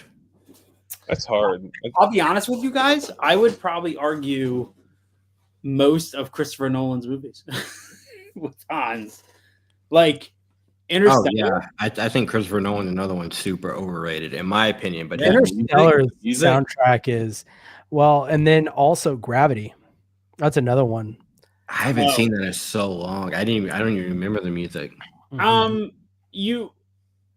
I mean, there are so many movies where the score stands on its own, like anything by John Williams, Hans Zimmer. I actually love Steve Jablonsky's score for the Transformers movie. Dude, that is, yes. I feel like Transformers score is so underrated. Like it's so good and it makes you feel something. And then also like Alan Silvestri with like Forrest Gump, Ready Player One, like he had a lot of, or even like Hans Zimmer with Gladiator. You know what I mean? Like these Gladiator score is so good, dude. Yeah, like these are scores that transcend the movie. You know what I mean? Or John Williams for Saving Private Ryan. Everybody knows that Saving Private Ryan main theme. You know, there's a movie from. Have y'all ever seen Secret Admirer from the '80s with Chris Kelly Preston? I know of it. Lori. The opening score to that movie is one of the best opening scores I've ever heard. It is so good. You know, another one I think about too. I think it was Hans Zimmer for Pearl Harbor. I don't remember this. It's been so long since I've seen Pearl Harbor. Yeah, the score for Pearl Harbor is one composer I'm always a fan of is James Horner. Yeah. His stuff in Legends of the Fall. I think that's got to be one of my favorite scores that he's done. The Ludlows is one of the songs, and it's a simple piano line, and it's the one in the movie where the girl they bring home, she plays for them on the piano.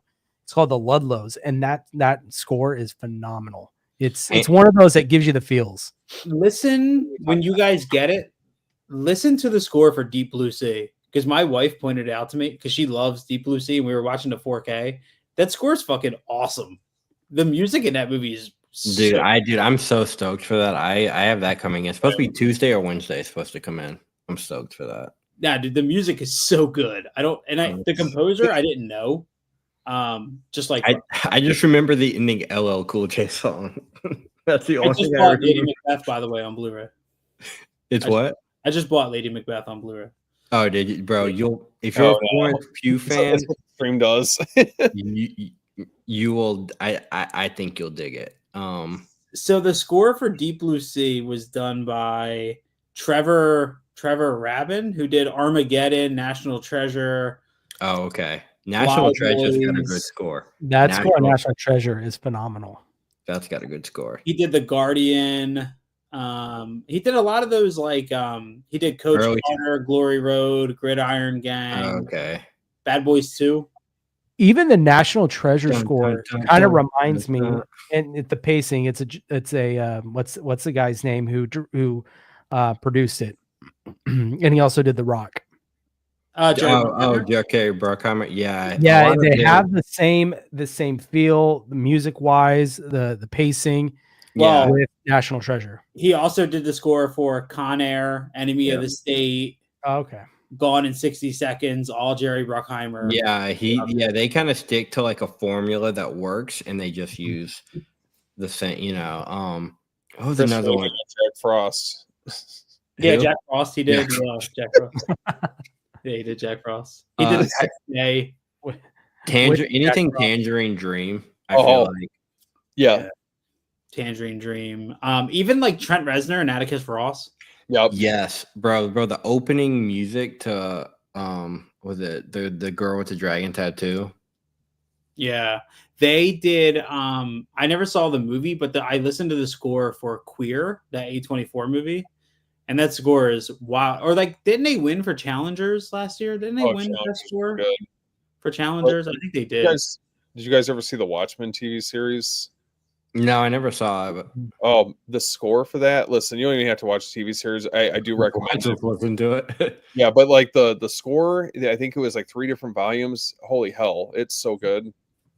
Yeah, there's a lot, dude. Like music scores are. I just wish more companies would put it out on CD and not. I was literally took the words out of my mouth. I was waiting for you to start to say. I was gonna say the exact same thing because I'm not a vinyl. I'm not a fan of the sound of vinyl, and I grew up with CDs, so I collect CDs, and like I was looking for Companion on CD, and it's like it's not coming out on CD, but a vinyl's coming out of Companion. Yeah, I'm like, damn. Same with the Monkey. Mutant put out the Monkey on vinyl, but not. I'm like, I want the CD. Well, you got Nosferatu on vinyl too, right? Did that come with a CD? Did that ever get a CD? They did do a CD, but I didn't see it until after I ordered the vinyl. Ugh. I feel like but I got the Texas Chainsaw Massacre on CD. I didn't get the vinyl. I will say, as physical media collectors, I love what vinyl is doing with their stuff creatively. Yeah, like the Monkey record has a lenticular on the record. On the record sleeve, yeah. Damn, that's cool. No, I'm excited for the Thing. What Waxworks is doing. Yeah, bring it back out. Yeah. I haven't seen that one. Yeah, it's there's 2 options. You get one, it's like a hard slip, like sleeve case that goes over it, but it's like $80. Yeah, dude, they're charging like $45 just for that glass slip. That's it. Yeah, it's nice, but it's not worth that much. Have y'all seen the Saltburn vinyl? Yeah, with the tub water. I almost bought that just to have that. I was like, that movie still hasn't got a physical media release, has it? Okay, before I go, because I work in like 5 hours. Yeah, I want a physical release of Euphoria. Like a good physical release of you. I love that. It's got a DVD. It's got a double DVD. I don't want that. I don't want that shit, bro. I can watch it on 4K on Max right now. I'm not gonna buy the DVD. A24 is gonna do something with that physically after. I think once season 3 ends, because season 3 is supposed to be the last. I think they're gonna do a complete. Because they've put out the scores on record, so they're supporting. Didn't they put out the script like a book or something with? It was like a making of each episode. Oh, okay. It was like a volume, but they only did it for season 1. They never did season 2 or even that. Remember that 2 episode in between season 1 and. I've never seen an episode of Euphoria. I've only seen the good scenes online with Sydney. Yep, I haven't seen it either.